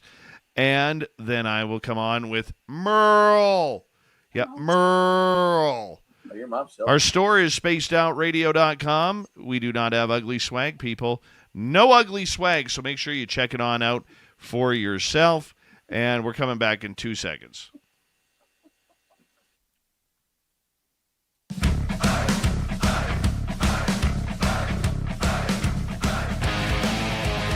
All right, here we go with the second half. Yeah, the second half of Spaced Out Radio tonight. My name is Dave Scott. Thank you very much for joining us on this horrid, horrid night. Yeah. I'm still feeling the pain of the Edmonton Oilers losing the Stanley Cup, but we're talking monsters. It's making me feel better with Christian McCloud and Christina on the air with us tonight. Want to remind all of you that if you miss portions of this show or others, our website, spacedoutradio.com, and you could go to any major podcast network. You could go to YouTube, even LinkedIn. Yeah, LinkedIn. Follow me on LinkedIn, and you can actually watch the show live there or get any of our archives for free. Yep. Website, again, spacedoutradio.com. We have a plethora of features for you. Rock out to Bumblefoot, read the news wire, check out our swag as well. Follow us on X at Spaced Out Radio, Instagram at Spaced Out Radio Show, and on Patreon in the Space Travelers Club.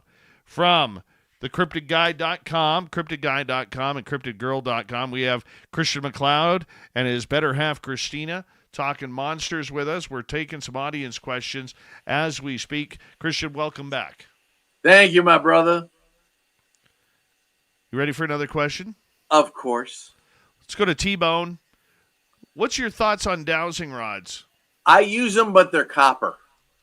Something about copper, the element of copper, that tends to be more accurate. There's people that use, I've seen people use coat hangers, but for some reason, copper seems to work more. I know the truth of the matter is, T-Bone, I don't know why, it just does. For people who may not know how dowsing rods work, explain that. Well, dowsing rods work. They pick up energy, and what'll happen is there's two of them. You hold them in each hand, and when you're walking or when you're doing your particular method of investigation, what'll happen is they'll cross each other, and when they cross each other, you tend to have either a ley line, a hotspot, or something happen there. I've actually seen people dig up treasure with dowsing rods. Really? And when I say treasure, yeah, I'm talking. I watched a gentleman pick up. He had 4 mason jars full of silver ducats, Revolutionary War, or I'm sorry, not Revolutionary War, but Civil War era. It's a very interesting method of doing things. I actually keep them in my my vest.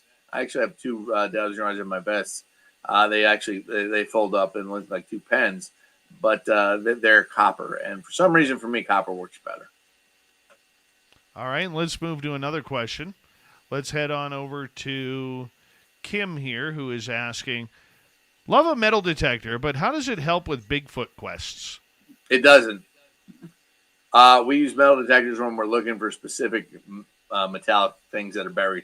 That doesn't help with Bigfoot at all. That's a whole different ballgame. We just American Cryptid and Paranormal Society. Part of our what we discover lost legends and lost treasure, and that's part of our motto. So we would only use the metal detector for discovering lost artifacts or things of that nature. That has nothing to do with Bigfoot.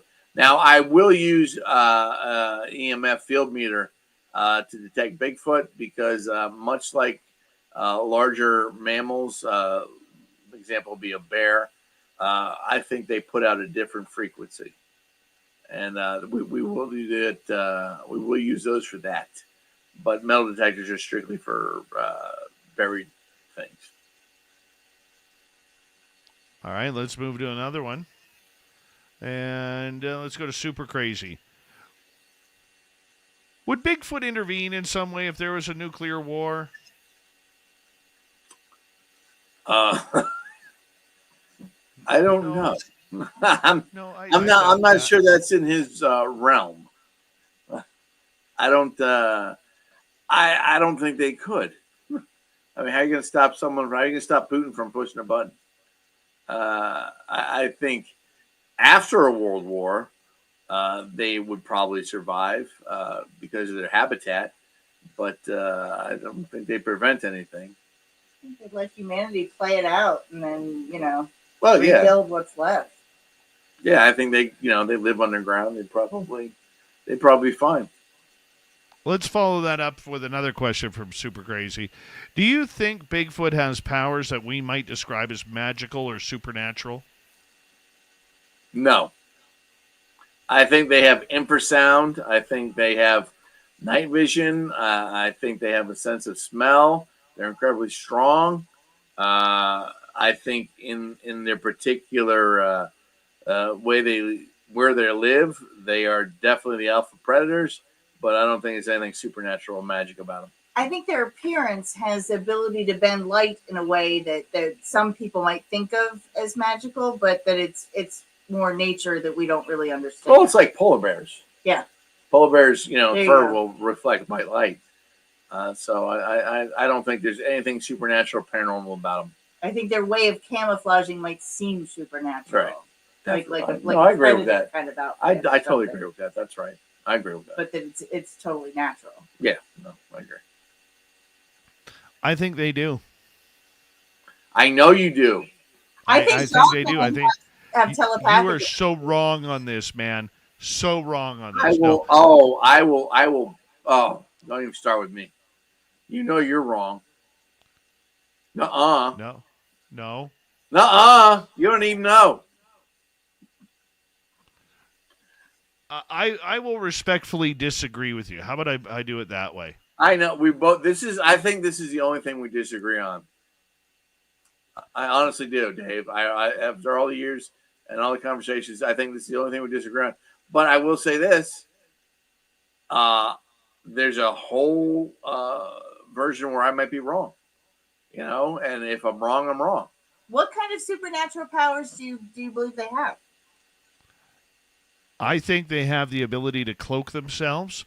I think that's what the Glimmer Man is a Sasquatch. Good. No, I think that's actually a good point. That's That is pretty a good good. point. That's good.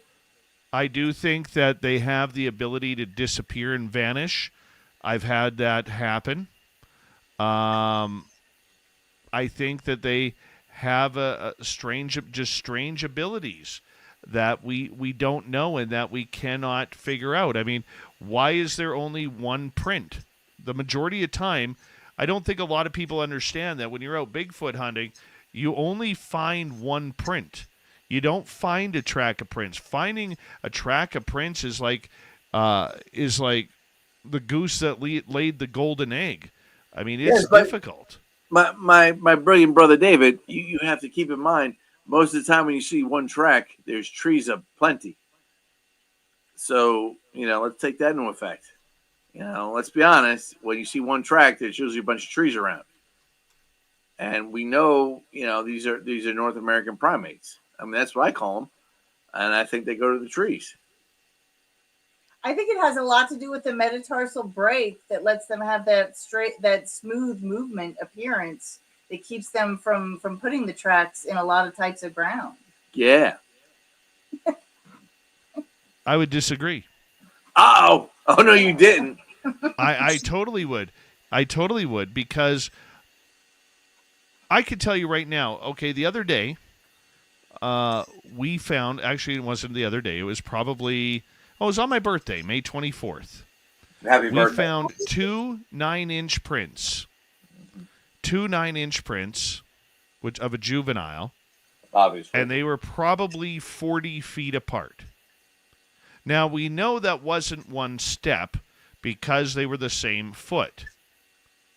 Okay? They were the same foot. But on the flip side, on the flip side, we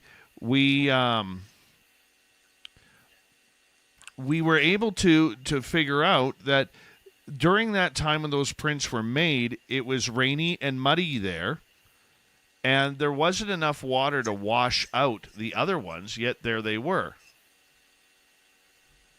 So Were there any how did trees? 2 prints stay 40 feet apart on this in the same area, same footprint, but cannot? There's nothing in between. He could have had a running start and jumped. I mean, we're talking about, creatures that have just nothing but muscle mass, and 40 feet is nothing for them to jump. They can cross a highway in 2 steps, 4-lane highway in 2 steps. They could probably jump 40 feet. Whether or not that's the case, I don't know. I'm just speculating, but I think they're very much mortal like you and me. Also, do you know how fresh the prints were? Could some other animals have moved through that territory and disturbed the other prints? Like a bear. In between there. Yeah. Once again, we'll agree to disagree on that. I'm not saying you're wrong. I know I'm not wrong. I'm saying you're wrong. That hurts my feelings. I'm messing with you, Dave. Your family. I know. I'm sensitive right now. Okay. You shouldn't be, dude. I'm sorry. I'm sensitive Tampa right won. now. It makes no sense that Tampa would win. Lightning won. Tampa didn't win. They were knocked out early. Oh, who won? Florida. I'm sorry. Excuse me. Tampa's in Florida. It makes no sense that Florida would win. It is a northern sport. It's not right. I agree with you, and I think somewhere there was some collusion. I don't know. We'll figure it out. You and I can figure that out later. But I'm sorry you feel that way. Yeah, no problem. No problem. I feel All for right, you. let's go to another question here from our audience. Let's go to let's choose Paramarv here. When out looking for Bigfoot, have you ever experienced something else? Gnomes, fairies, stairs in the woods, etc.? I don't usually talk about this, but because it's Paramarvin, who rocks. Love that guy. And again, if you come to Asheville, I'm going to buy you a beer. We have he prefers root beer, by the way. That's not a problem. I'm a root beer guy too. We have run into, for lack of a better word, stairs. We've actually seen staircases, and I don't know how they got there, Dave. And we actually took pictures of them, and they did not come out on the pictures. It's a creepy thing. I don't know how they get there. I don't know what they get there. I don't know if it has something to do with like missing 411. I know Dave Pilates talks about it a little bit, but the other thing we've run into is stacks of rocks that are very, very, very small. Like something had to stack these things up, and whether they were gnomes or fairies or whatever, we don't know. I believe in little people. I live in Appalachia. I've actually seen a little person by a graveyard in the Western Carolina University parking lot. So I can't speak to anywhere else than that, but it's a very interesting concept. But I do think there's many other things out there in the woods. I often wonder about that. I often wonder. I don't know how I would react if all of a sudden, I came across one of the stairways in the woods. That would freak me. It freaks you out. It does freak you out. And then when you take evidence of it, you take photographs of it, and they don't come out. We took pictures. An associate of mine took pictures of a specific staircase. I mean, it was right there. We were taking pictures of it, and absolutely none of the pictures came out with the staircase in them. They were completely, it was completely void. And I have no idea what the heck that was. All right. What? Okay. So hold on. I got my mind moving at about 1,000,000 miles an hour here. What did that stairway look like? It looked like someone took a stairway out of a house. It had the banister, and it was carpeted, and it was just completely taken out of nowhere, and it was in the middle of the sticks. It went to nowhere. It went to nowhere and just went up. And it was 13 steps because we counted. That's odd. Very strange. And who saw that with you? That was Tiny. You guys didn't try to walk up it or anything? Oh, hell no. No. You see something like that, you don't touch it. You avoid it. Yeah. You don't. Have you ever dealt with gnomes? No, but I dated a couple of short women. Wonderful. All right, let's go to another question. Let's go to Melissa. Christian, are you familiar with a researcher, Donald Marshall? No. Are you familiar with his work? I am not, no. All right, moving on. Let's go back to Super Crazy. Do you think there will ever be a time when Bigfoot will be proven and accepted worldwide as a reality? Yes. And here's why I say that. Eventually, you cannot keep the truth from everyone. And for some reason, I don't know if it's a global conspiracy. I don't know if it's an agreement that the governments have had with each other where they talk about Bigfoot and UFOs and they keep them completely hidden from the populace. But eventually the truth will come out and they'll be completely honest about what we've seen and what's actually in the woods and what's out there. I don't know if I want it to happen that way, dude. I don't want it to happen at all. I don't want it to, and I'll be blunt, I don't think I want it to happen at all. You know, I mean, what would really open the door up, and we all know this, it's the obvious answer, is that a body was found. I'm with you on that because I don't want a body to be found. Or I would rather have encroachment. We'll get to the point where we can't deny it. Well, I would rather just have photographic or video evidence. Because the truth of the matter is you and I both know, actually the three of us both know, no one's going to accept it unless there's a body. And I'm you know what? I have been on the no kill, no hurt, side since day one. If these creatures are real, and I know they're real, but we don't need to be killing anything. I hear every once in a while about task force coming into Western North Carolina and wiping out these tribes because they get too familiar with human beings or things like that. And unfortunately, I tend to believe that because that's how you keep power. That's how you keep control is you get rid of, the specific entity that's causing issues. And I think that's probably one of the biggest problems we have is that the powers that be have had the same, thought process since the 50s, and that's kill them and hide them. If it threatens the status quo, stop it. Exactly. If it threatens the status quo, you got to get it out of the equation. Okay, well, there's a couple of good audience questions coming up here regarding this. Let's follow up with this. And Louisville Charlie is asking, would you come forward if you had the evidence that reveals the proof of Bigfoot? No. No, absolutely not. Absolutely not. And here's why. The second, I don't care if I had a Bigfoot hanging out in my backyard playing patty cake with me every morning. The truth of the matter is the second you release that information, two things are going to happen. The government's going to step in and completely discredit you, and they'll end up getting hunted.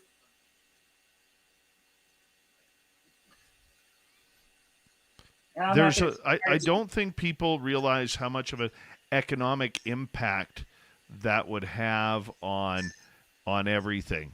Because if they come to an area where they find Bigfoot, much like if they found an endangered species, like an owl or a certain... I can tell you that would come to.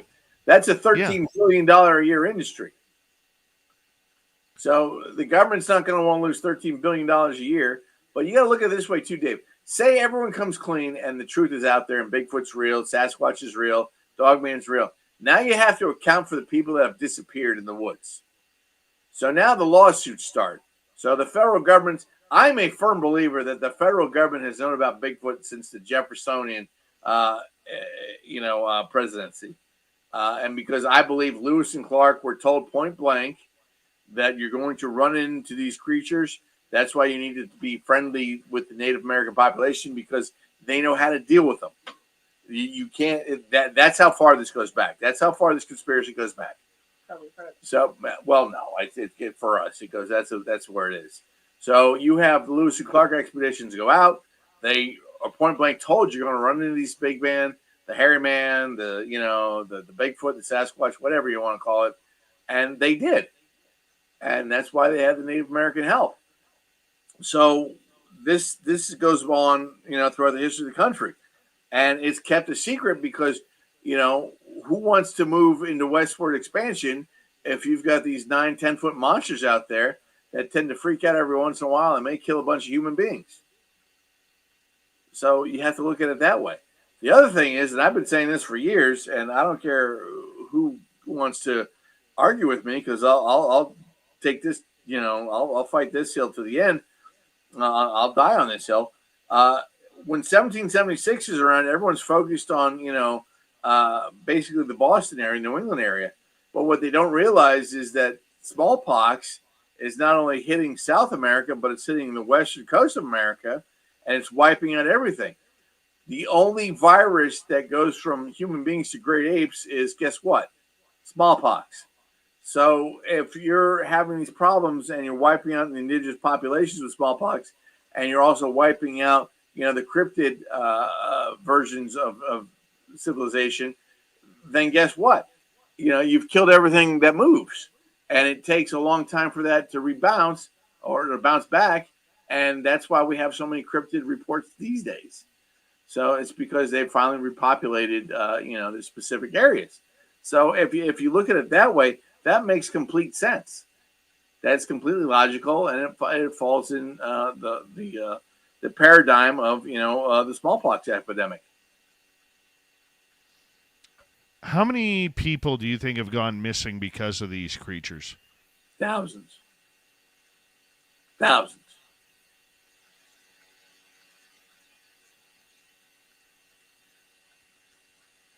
Do you think they're food, or do you think they're pets? They're not pets. I think what happens is they walk in, or let's just say you're hiking and you walk into a clan of Bigfoot that are hunting or something like that. They're just going to kill you because you're you're a pain in the butt. I think it's more understandable than that. I think you were a threat to their babies, or you were threatening their environment. People were tearing up their environment. They needed to clear their path. I don't think that they do it maliciously. No, it's just a survival thing. It's a survival thing. Because I've been in situations where if a Bigfoot or cynocephaly wanted me dead, I'd be dead. They gave me the opportunity to get the hell out of Dodge, and that's what we did. We got out of Dodge. I think when they're young or threatened, when their environment or their food source is threatened, they act as they feel they have to. I agree 100% with that. Let's go to, I think we got time for one more question. Do we? We got about under a minute here. Let's try and sneak in one more here. Okay. Let's go to necessary dialogue. What kind of monster has heavy breathing that sounds like it's 3D and in your head as well? Dogman. It's Dogman and Bigfoot. Type alpha Bigfoots, yeah. The Dogman especially, because I think that they have some telepathic ability. Christina, when she was young, Christina had issues with Dogman when she was younger. She used to see him quite often in your windows. In Florida. I was out, I'd be out in the backyard by myself. We had a big empty yard, a big empty, huge empty lot across the fence. And they used to watch me. That's scary. I'm going to get you guys to hold on right there because hour 3 is coming up next. We're going to kick things off with Swamp Dweller. Then we're going to continue on with Christian, McCloud, and Christina from American. Swamp Dweller said hi. We will. We will. We'll be right back on Spaced Out Radio. You're listening to Spaced Out Radio with your host, Dave Scott.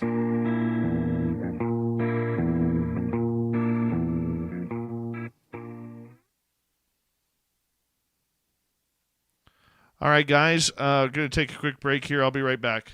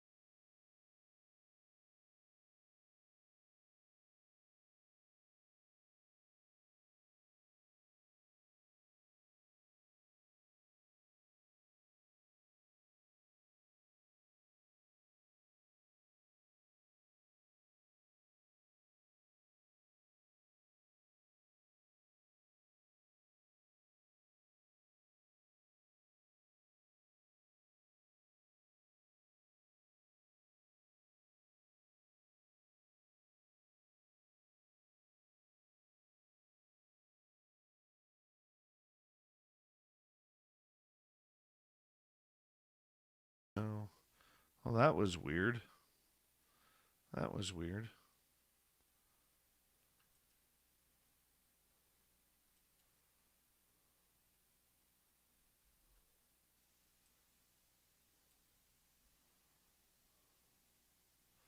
All right, let's get you unmuted. My name is Theodore. I sound happy. My name is Theodore Tiny Dog What Roosevelt. are you watching? I was looking. My name is Theodore Tiny Dog Roosevelt. He's looking at his weird feed of stuff on his phone. I get weird shit. Here we go in 35 seconds. We're going to start off with Swamp Dweller. Big thank you tonight to T-Bone ×2, Amy, Jeremy, Deb ×2, My Flock, Candace, Andrew ×2 for the super chats. We greatly appreciate the love and support. And you know what? What is your X name account? I think it's American Cryptid and Paranormal. Hold on a second. Let me look. Hey, I just started following your pal. Hold on here, because here we go.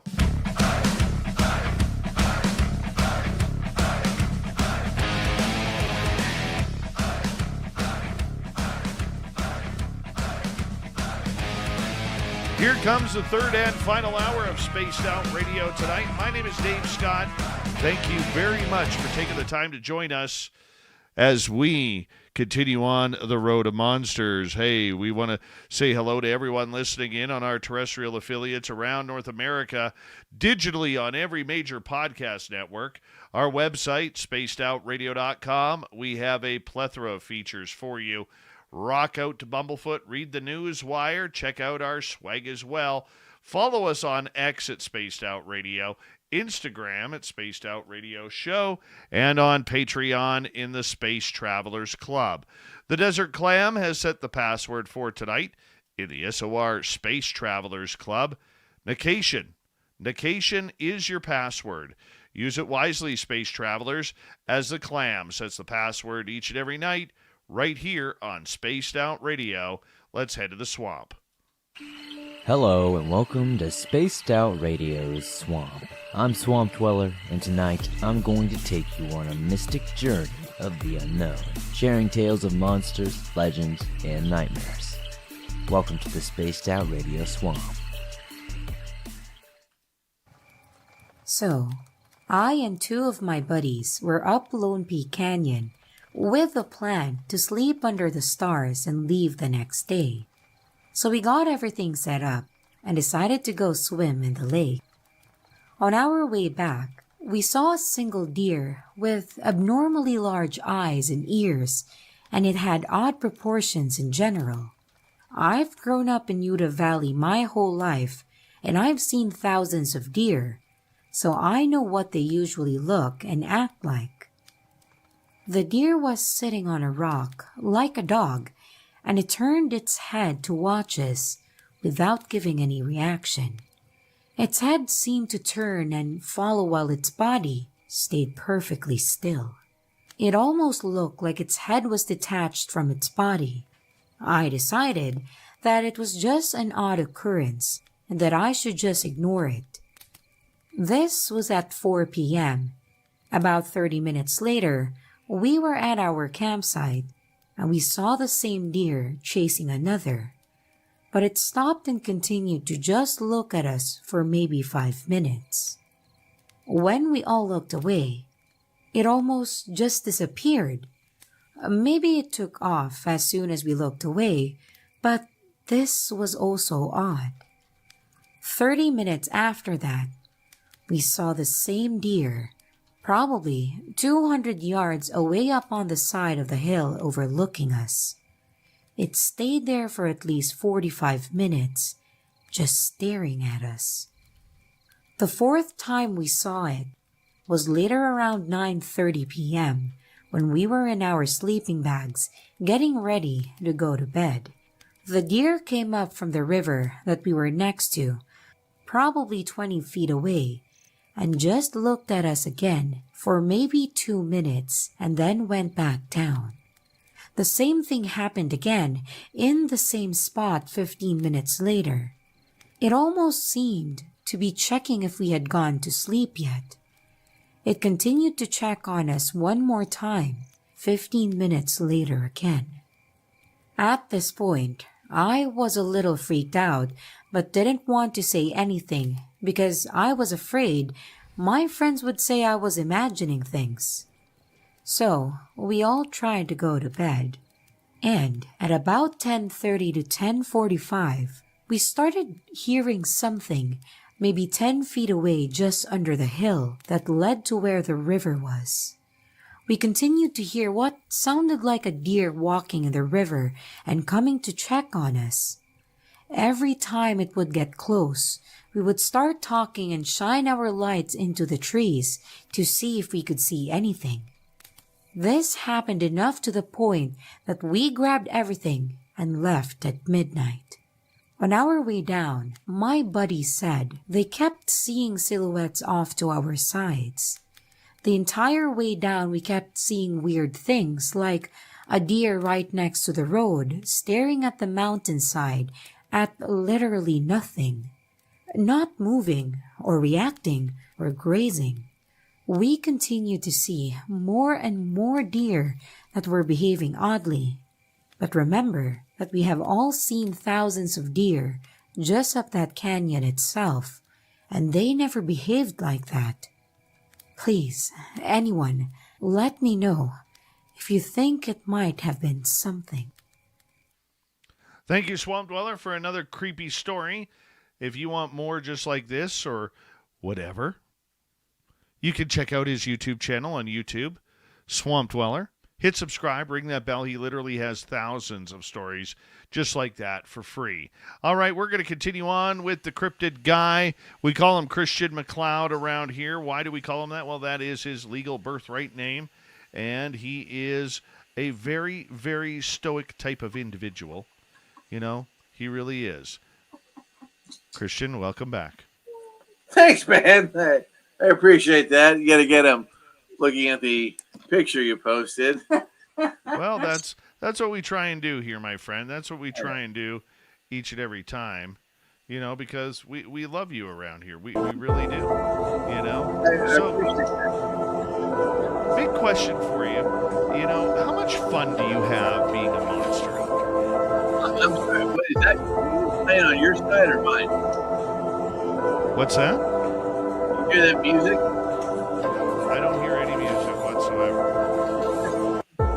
That's probably on your side. Let's just go like that. Okay. I know what the issue is. All right, there we go. I thought I was stroking out, Dave. So the big question is, how much fun do you have being a monster hunter? Oh. It keeps me young. I'm just going to say that. Most people don't realize I'm 52. I always get 40 or something like that, but I honestly think it keeps me young simply because I just have fun with it. It's something I love to do. Because he's so devilishly handsome. That too. There's that. Thank you, dear. Okay, so the fact that you are hunting monsters for a living, how often are you out in the field? It depends. It's situational. Sometimes we're out there for weeks at a time, and then sometimes we're just out there for a few hours. It just depends on what we're doing. Really? You're going to give me that short of an answer? You haven't Well, given I a don't know. short I'm answer looking at Swamp. What is this? Deb from SAC. I'm not buying this. Swamp Driller has. Oh, that's just for something. That was for Swamp Dweller. Okay, well, Swamp Driller rocks. Don't mess with Swamp Driller. But Swamp Dweller's awesome. He is. He's cool as hell. But the fact of the matter is, honestly, David, it just depends on how active the area is. If it's an area we know we can spend time in, we'll spend as much time as we need. And we'll spend days, weeks, months. It doesn't matter. We'll do whatever it takes. But it also depends on how active, or what's going on. Sometimes I'll tell you straight up, sometimes you get chased out of an area in 5 minutes. The second you step foot in there, we're lucky enough to have things thrown at us quite often. And frankly, that's a deterrent. When you have, 100-foot stone thrown at you, or a 9-foot pillar-sized trunk of a tree thrown at you, or even little rocks thrown at you, that's a good deterrent. So it just depends on how active the area is. I love a good active area. It just makes it so much more fun on everything. I mean, have you ever been to an area where people say it is so active, you got to get your butt out here, and you get out there and nothing has happened? Yeah, that happens quite a bit. That's about 60% of our investigations. Everyone say, "Oh, this happened, this happened, this happened. We got this, we got that," and then when we go out there with the equipment and we set up cameras and things like that, absolutely nothing happens. There's no prints around. There's just absolutely nothing. There's no sign. There's nothing on the trees. There's no tree breaks. There's no glyphs. There's nothing. So yeah, that happens quite a bit. People, and I hate saying this, but some people they either want to mess with you or they want attention. But a lot of the times there's absolutely nothing there. And a lot of the times it could have a lot to do with migratory patterns. By the time we get there, they've moved on. Yeah, that's also true. Yeah. That is very true. What do you think the migratory patterns are? That's a great lead-in.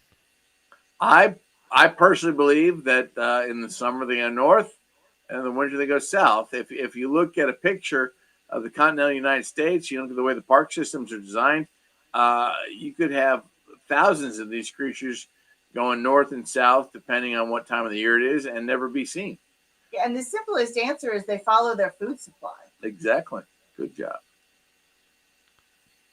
That I would agree with, that they are definitely doing that in regards to following the food source. In summertime, where a lot of the cryptids, they move more to the top of the mountains into the colder areas to get away from the heat. It is something that we do notice even in our area, that come fall, especially when animals are in rut, that's when our areas seem to be a lot more active. Have you noticed that as well? Definitely, and it makes sense. Let's just say you're a 9 to 10 foot tall North American primate, and you're covered in hair, and you're a big, person, depending on what you want to call yourself. Is it going to make sense for you to stay in Florida all winter, or is it going to make sense for you to migrate up to Canada, where there's a steady food supply? The climate is much more conducive to the weather, and it'll be more comfortable for you. I mean, it's just common sense, man. Yeah.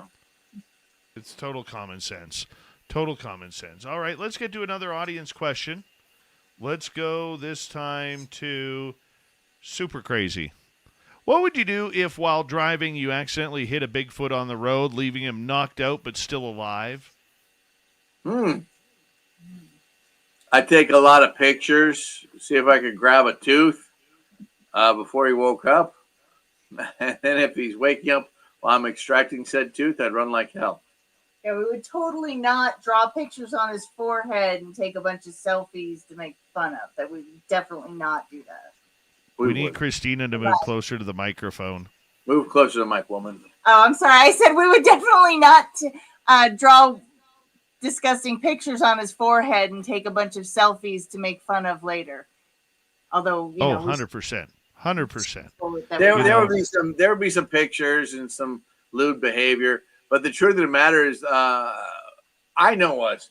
We would drag him off the road and try to medically help him. As far as water and things like that. That's a Harry and the Hendersons type situation, but you're still dealing with a creature that can rip your arms off and stick your head up your own butt. So it's something you have to be very careful with. But as much as we could safely, we would be concerned about his well-being. That I think if that situation. So here's the thing, I don't think the particular vehicles we have a Subaru and a RAV4. I don't think either one of those vehicles will be strong enough to really make that big. To really make that much of a damage. Yeah. I mean, you're talking about something. I mean, can you imagine hitting that thing in the Subi? Oh my god. I mean, you're talking 1,200, 1,500 pounds, 9 foot. He could flip that off like a fly. I mean, honestly, he'd probably just roll. He'd probably trash his car. I mean, I'm sure my car would be destroyed completely. So, 100%. There's really nothing you can do. It probably wouldn't. I don't think it'd knock him out. I think he'd get ticked off and flip the car over. That's what I would, think would happen. But if I accidentally injured any large animal, even if it was a bear, if it was something that I had to be afraid of, I would still want to make sure that they were okay.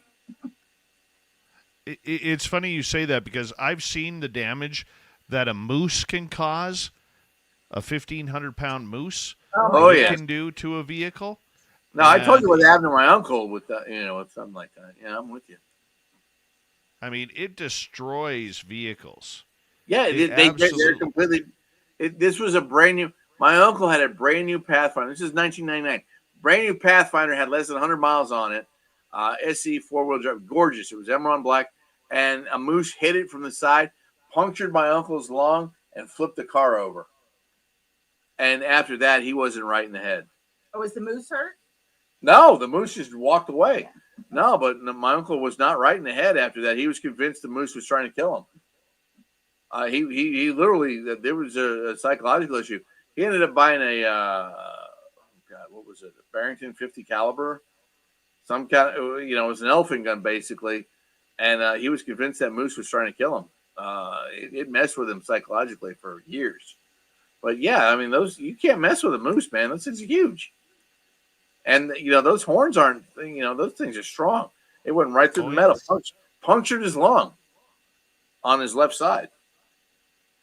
So it is a deep mess when moose versus vehicle happens. Let's go to Nicole. Have you ever used a Buddhist Furba or Kila? No, ma'am. No, Nicole. Sorry. I'm not even sure what that is. Me either. Let's go to the unknown. Just wondering if you would know anything about the LBL murders by an apparent dogman that happened in 1982.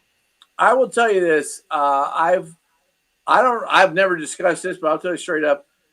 When the person that came out and said they were part of the original LBL murders and they survived, that person was given.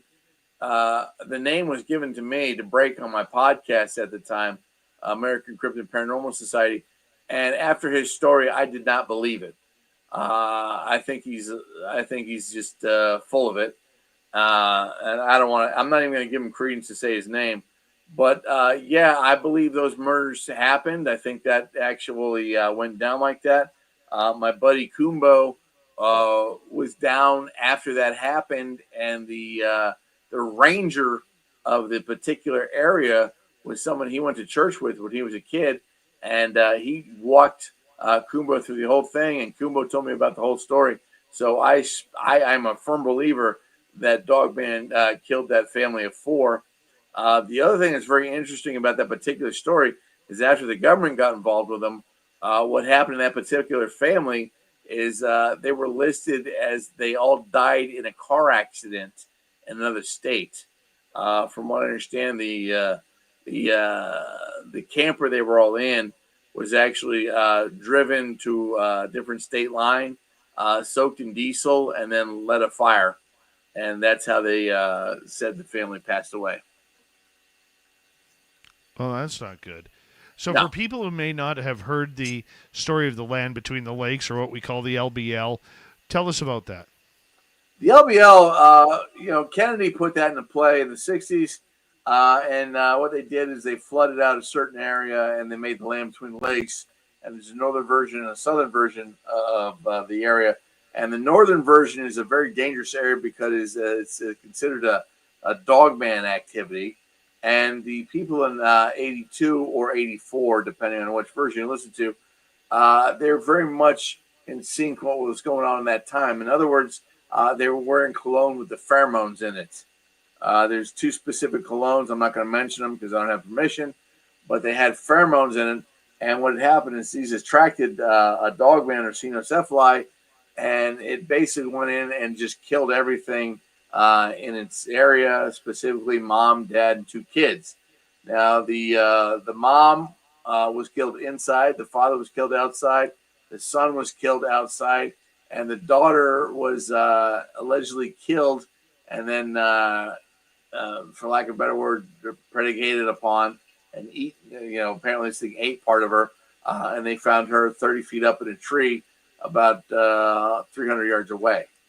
So it's a very interesting story. It has held up over the test of time. Even where the area where it happened has been completely disabled and demolished. You can still find out where they had RV hookups in this particular area. But I'm a firm believer that happened. The incident with the guy that said he showed up and he was in the family, about 5 years ago. I don't believe any of that. I think he's just a nefarious liar.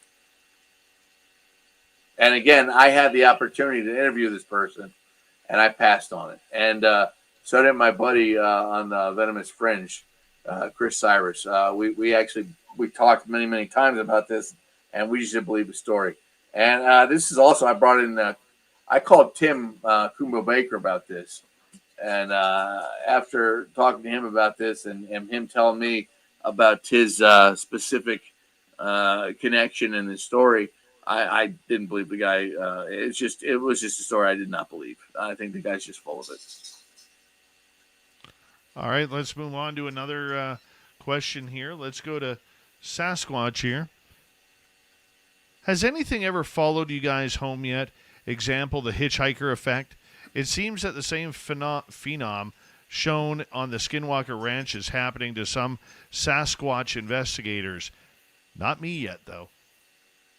That's a great question, Sasquatch Omega. And the truth of the matter is, we take precautions for that to happen. In other words, before we investigate, we pray over what we're going to do. And then when we're done, we usually sage ourselves. So we've been very lucky with that. I would not want anything to follow me home. It's a very, very sad case when that happens. I've seen that happen to people. That's actually happened to my dear friend Tiny. He's had stuff follow him home, and it just does not end well. And you have to take quite a few steps to keep that kind of thing from happening. But before we do any kind of anything in research or checking a place out, we take precautions to make sure that does not happen. But that's a real good question.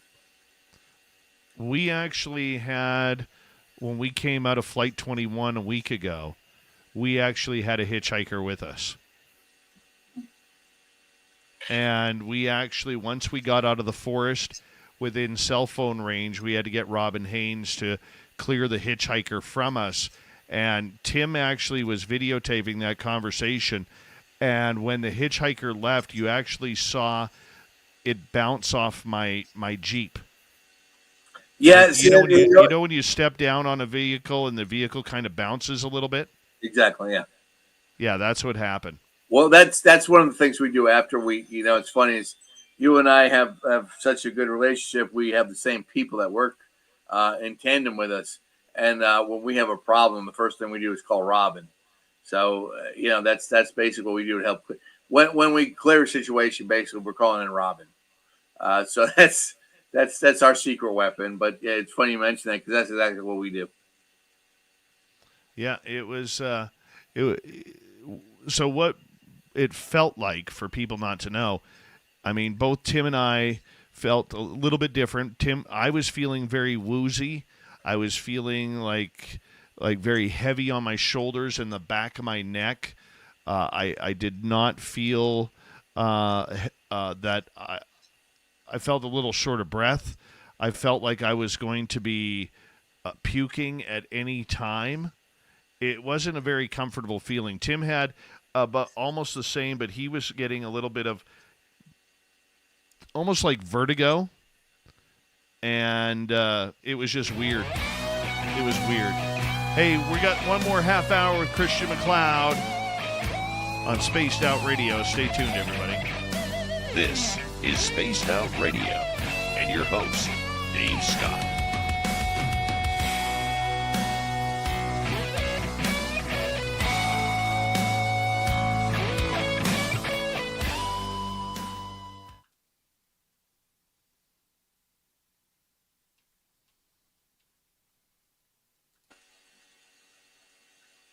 All right, we're clear.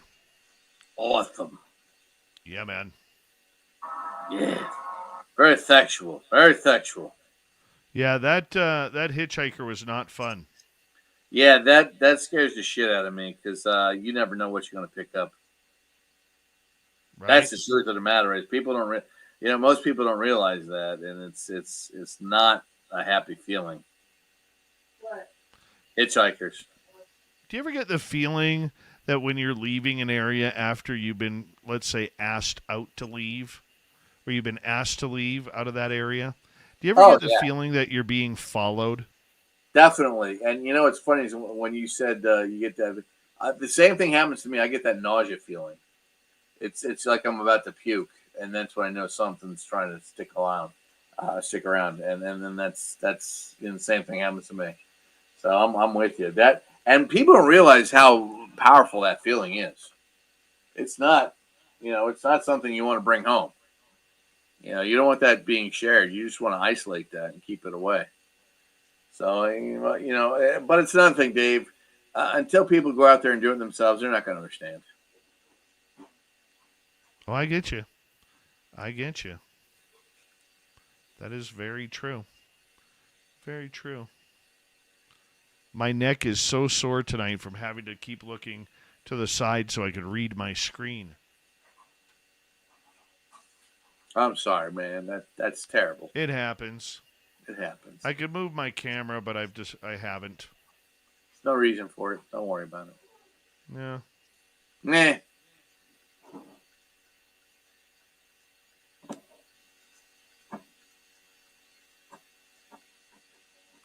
Tell you what, I went to the driving range last week. Oh my God, my game is off so bad, Dave. Christina was kicking my ass. It was embarrassing. Yeah, mini golf can be tough. And it was rough. She was vicious. No mercy. No mercy, Dave. If I hadn't had to use your clubs, I'd be doing. Don't even start with me, woman. One of the greatest things that I ever did in my life was quit golf. I can't. I love it. And I suck. I'm not gonna lie. I stink at it. I'm terrible. I've got a good short game. Excuse me. I'm a good putter, and I'm a good long ball. But my mid game, terrible. Just terrible.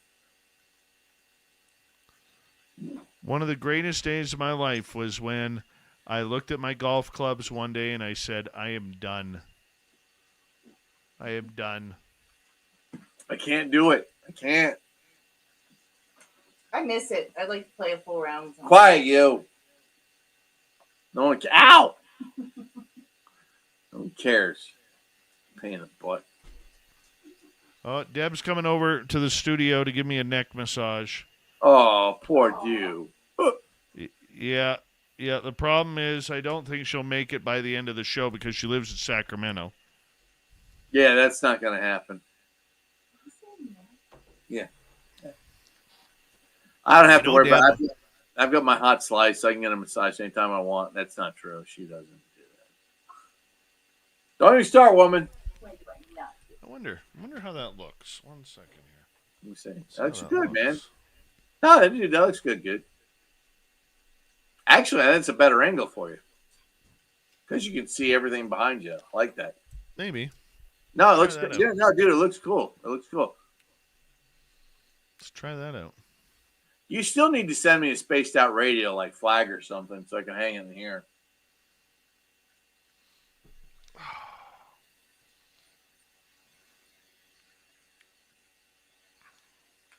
Let's see how much time we have left. I don't know. Time is fleeting.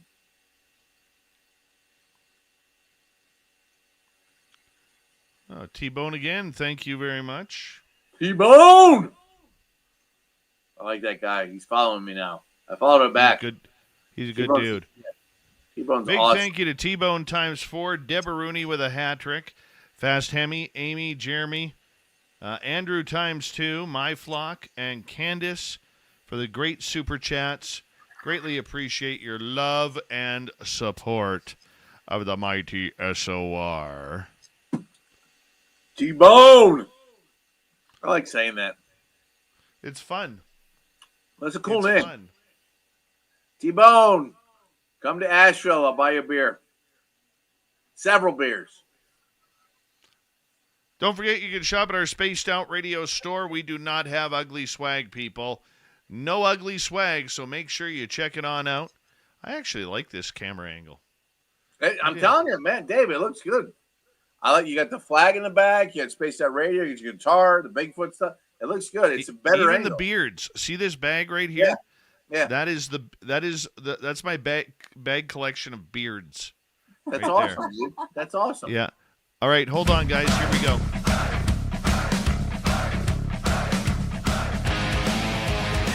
Here we go with the final half hour of Spaced Out Radio. My name is Dave Scott. Thank you for joining us. We appreciate earning your listening ears wherever you are on this beautiful planet we call Earth. Hey, we want to remind everybody that if you missed most of this show or others, check out our free archives by going to YouTube or any major podcast network.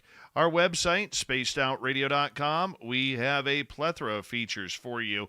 Rock out to Bumblefoot, read the Newswire, check out our swag as well. Follow us on X at Spaced Out Radio, Instagram at Spaced Out Radio Show, and on Patreon in the Space Travelers Club. Here we go, Christian McCloud and Christina from American Cryptids and Mods and Paranormal.com. So make sure you check them on out. Yeah.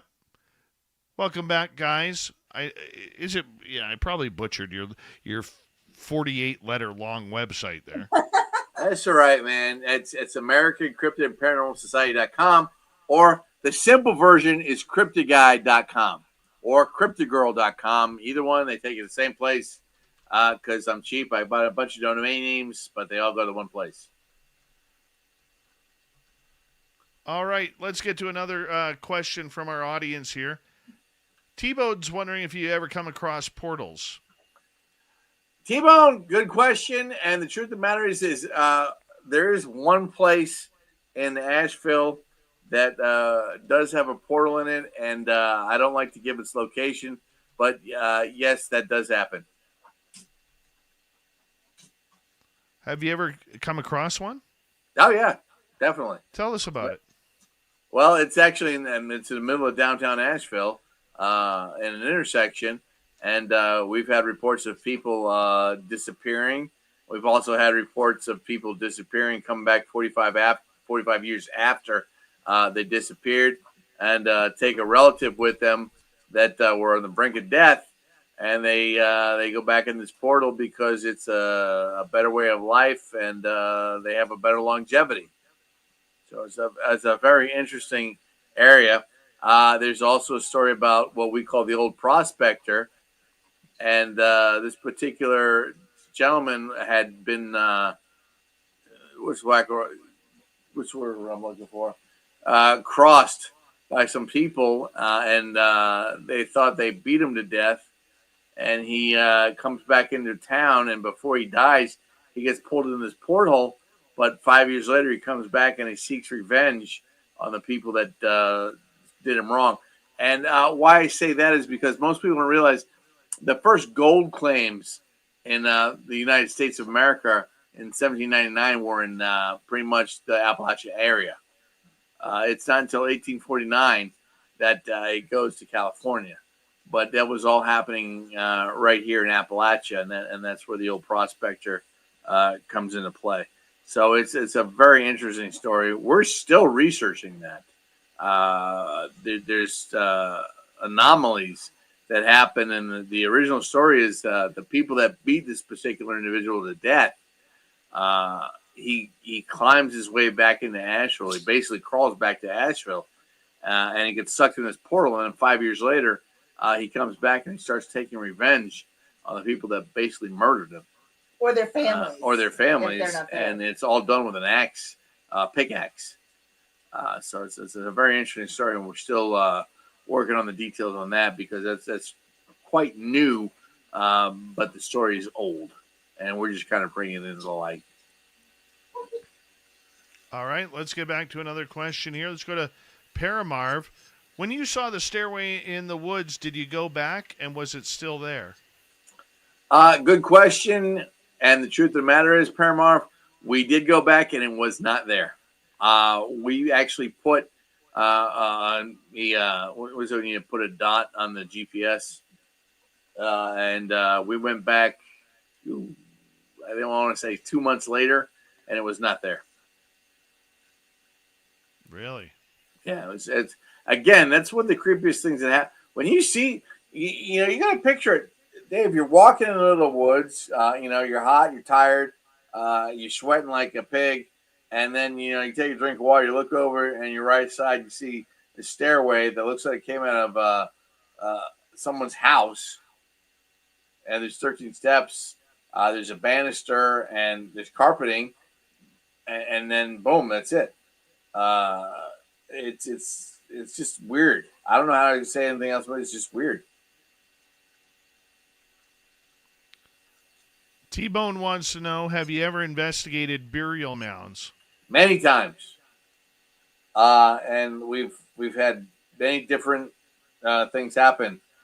Sometimes, I'll be honest with T-Bone, it's a weird circumstances, excuse me, because sometimes nothing happens, and it's just like just a hallowed ground, and then all of a sudden you're looking at it, and I have personally seen, for lack of a better word, ghosts or apparitions just come out of the ground, and they kind of look translucent, and then they vanish and disappear.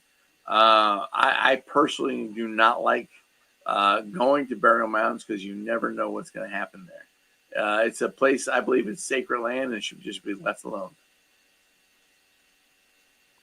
Let's go next to Amy.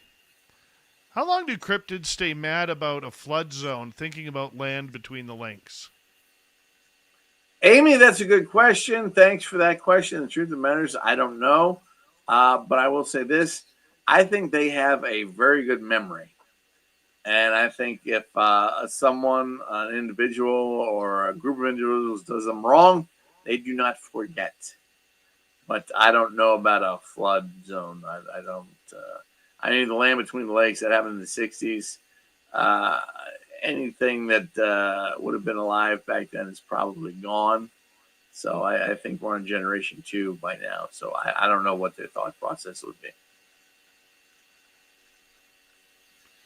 Let's go to T-Bone again. Do Sasquatch swing their arms when they run? As far as I know, they do. They run pretty much like a primate. So they'd have that locomotion. Even though they're not primates. They're North American primates. Don't start with me, Dave. Don't start with me. Oh, I'm starting. Let's go to Earth Goat Trees. What material were the stairs in the woods made of? Earth Goat Trees, tress or whatever it is, they look like normal wood to me. I mean, they just look like they were staircase out of someone's house. I've seen some that look like stone. I think Christina's seen some that look like stone. She drinks. All right. Out of everything you have investigated, because I know you've investigated ghosts, you've investigated UFOs, you've investigated aliens, you've investigated all sorts of cryptids. What's your favorite? Wow. You know what, Dave? I got to be honest with you, because your family and the truth of the matter is, Bigfoot. I love the hairy man. I think that's just the coolest of the cool. I am a firm believer that aliens exist. I think we'd be idiots to think they don't. But I think Bigfoot, in some weird way, has a connection with aliens. And I've always thought that, and to this day, nothing changes my mind about that. I would say I love chasing down UFOs, but my favorite would be Bigfoot as well. Yeah. I'm tired of ghosts. I really am.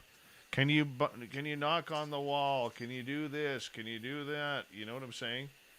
You know what? It's funny is Christine and I were just doing ghost investigations earlier tonight, and I hate saying this, but I agree with you 100%. I'm so tired of ghosts. It's just like, all right, look, they're real. I believe that. That's fine. They show up when they want to. They do what they want. Okay, let's move on to the next thing. Plus, people are coming up with too many ways to fake that, and it's getting really annoying with the fake AI thing. No, you're right. You're right. You're 100% right. Yeah. It's one of these things where, it's like Christine said, it's getting to the point where everyone's faking it. And it's hard to fake the aliens. It's hard to fake Bigfoot. It's hard to fake Dogman or any other, cryptids out there. But it's easy to fake ghosts. I think if I am doing a ghost investigation, I always find it a little bit more, if it's a little bit more intimate, of a location. I don't like a lot of people. Like when I was doing the ghost tour, I went back to help out this past weekend for the night in one of the buildings. And I literally turned to my buddy Tim and I said, what are we doing here? Like, we could be out in the forest right now doing our thing at our location, which is haunted as well. And it just seems so contrived. You know what I'm saying? You know what, Dave? I love you, your family, and I swear to God, somehow we're related because, I do the haunted Asheville ghost tours, and I love my job. I love it. Don't get me wrong, I love Asheville. I love doing the ghost tours, but sometimes it just feels like I'm just, what's what I'm looking for, babe? Just playing the role. It's like. We don't get new information for quite a while. And then the reports we get, we have to investigate. But it's different because I'm much like you. I'd rather be out in the woods, looking for cryptids and looking for evidence out there. The paranormal is always going to be there. If something's paranormally active, it's always going to be paranormally active. And I love the ghost, the paranormal aspect. I love the ghost aspect. But my heart lies with the cryptid world. So, you and I are very much on the same, thought process. I think it's the thought or the fear of, having one of these encounters. Like, I want a close encounter so bad. Like, I'm talking, like, within 20 feet. Have you ever thought? Well, I've had that. I've had that in 5 feet. I've had something throw me through a window in a second-story building. And I'm not gonna lie, that hurt like hell. But the truth of the matter is, that's a paranormal thing. And once you accept, adopt, and apply that it's paranormal, it makes sense. But the truth of the matter is, cryptids are more corporeal. And I think you and I are on the same page because we're looking for, the specific cryptid. We want the corporeal evidence. The paranormal is always going to be the paranormal. Cryptids are different because that's something that's alive, it's tangible, and it's flesh and blood. The paranormal, that's a different story. That's something that's been alive or was alive, and now it's basically haunting this realm because it doesn't want to transition. Let's go to a question from Sasquatch Man. Have you ever investigated the Uinta Mountains in Utah? This area has the highest concentration of Sasquatch I've ever seen. Extremely close to people there, too. I have never investigated it, but I will say this. The cryptid guy and the cryptid girl may be relocating to Minnesota. And that particular area will be very much an area of interest. You're still a few states over. It's a hell of a drive from Minnesota to Utah. It is what it is, but it's not, that far out of the realm of possibility. It's a heck of a lot closer to you than here. Yeah. That is true. That is very true. Our end goal is to move in with you, Dave. We're gonna have room. We're just gonna camp in your front yard, Sorry, Christina can have the spare bedroom downstairs, and you get the shed. That's fair. That is fair. Does the shed have water or hose? Oh no, but it does have a lawnmower and a snowblower in it. That's fair. That's fair, man. I'm good with that. And a wood splitter. pool or pond, whatever you need. No, there's none of that. That's just way too technical for when you live I on top of the mountains. I understand. We have about 6 minutes left with you tonight. Let's go down the paranormal road. Out of all the paranormal experiences and tours you have done, have you, outside of that incident where you were tossed out the window by Super Ghost wearing a cape, what's the creepiest ghost encounter you've had? It was a purple cape. When I was about 10, I'm from a place called York Harbor, Maine. And I was, me and a buddy of mine were dared to spend the night in a graveyard. And we did it. And it was probably one of the most ominous nights I'd ever spent anywhere, because I specifically saw 3 or 4 specific ghosts. And it scared the bejesus out of me. That's probably, I don't ever talk about that. This is the first time I've ever even mentioned it, but that was definitely one of the scariest times of my life. What were the ghosts doing? One of them was just floating above his grave. The other one was communicating with us, just saying that he was murdered. And the third one basically said that he was a victim of a witch. Oh, my. Yeah. And how did you get this communication from them? It just point blank said it. It just told us. Did you see apparitions? Oh, yeah. We saw apparitions. This is, I will be more than happy to actually show you on a map where this was, Dave, but I don't want to point it out to everyone because it's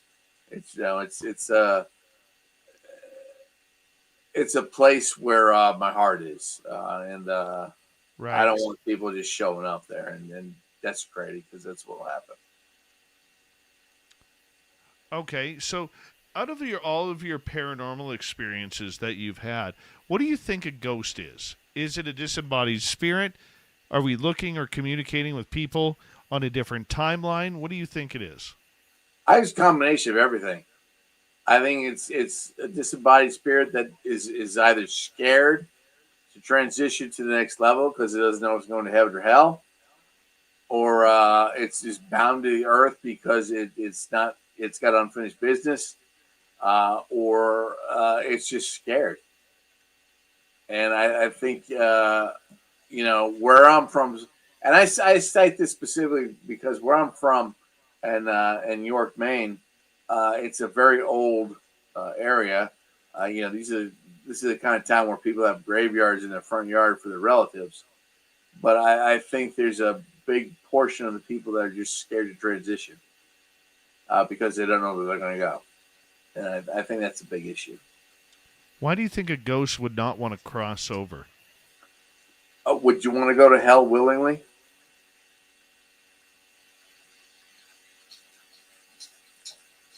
Well, I think if that were the case, we'd be inundated with spirits.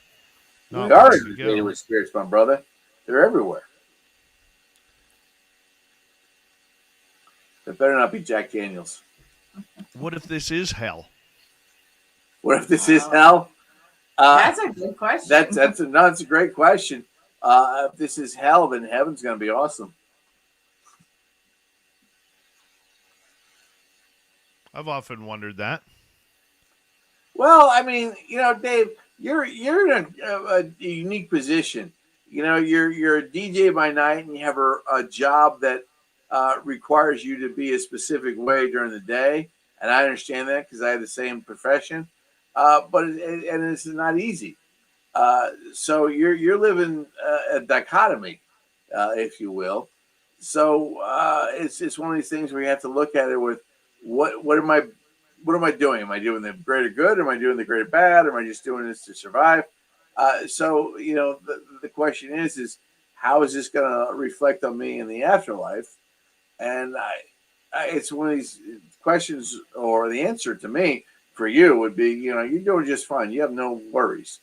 But for a lot of people, they're concerned, and that's why they choose not to transmogrify into the next world.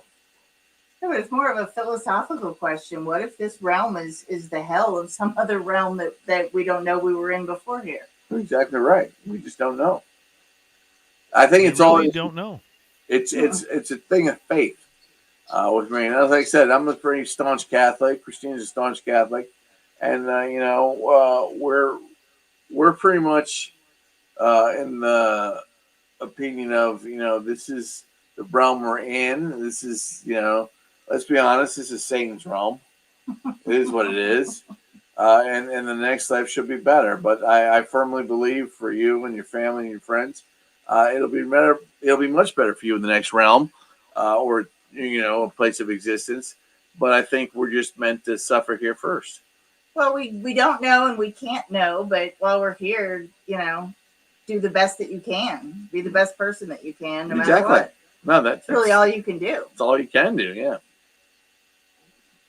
Let's see how much time we have here. We have about 35 seconds to go, maybe 40, maybe 42 seconds.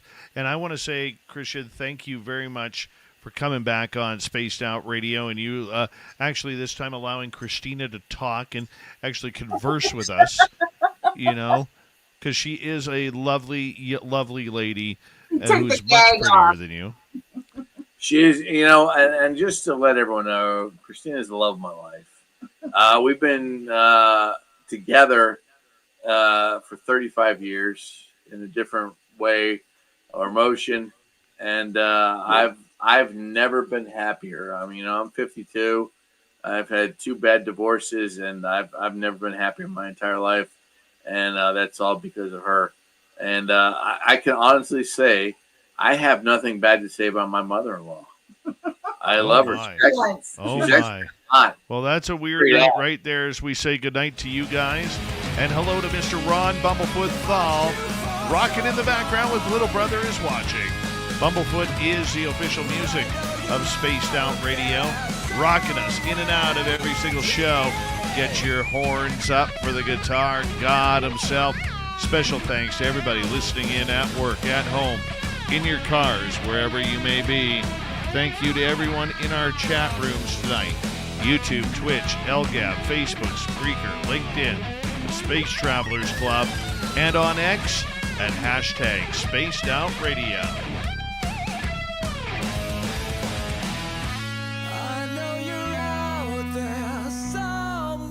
Remember, this show is copyright by Spaced Out Radio and SOR Media Ventures Limited. Thank you so much for choosing to share your evening with us, because together, my friends, we're watching. We own the night. Mr. Bumblefoot, we need a favor. We need you to take us home.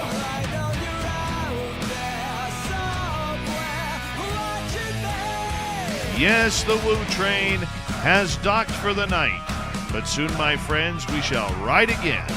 Your seats are always available. Your tickets never expire. And if you want to bring a friend, we've got room for them too. Good night, everybody.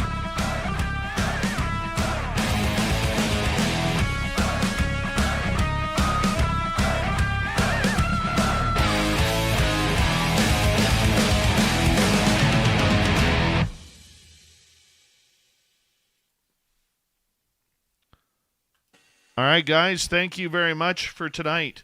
Really appreciate that. Dude, Bumblefoot is awesome. That was fun. He's a good guy. They are rock, man. I love that. He rocks hard, man. As an Iron Maiden fan, I have to say I appreciate them. I have no problem. I appreciate you tuning on in. Dude, look, Dave, your family. Anytime you need anything, I'm there for you. I know, buddy. Let's chat soon about what we want to do here, okay? Definitely. Hey, all Dave, right, God bless you. God bless your family. I love you to death, man. You too. Much love to you and Christina. You take care, my friend. You too. Bye, brother. Bye-bye. All right. There we go. I got to log off my computer because I got to get it straightened out why I'm still on one screen instead of 2. It's driving me nuts. So... you guys have a great night. Tomorrow night we got Merle on the show. Merle!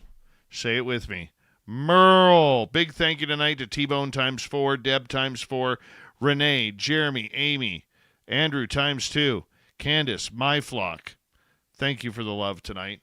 We'll talk to you tomorrow night with Merle. I got to do a quick shutdown and reboot so I can edit. And thank you for the love. We'll see you tomorrow night, everybody.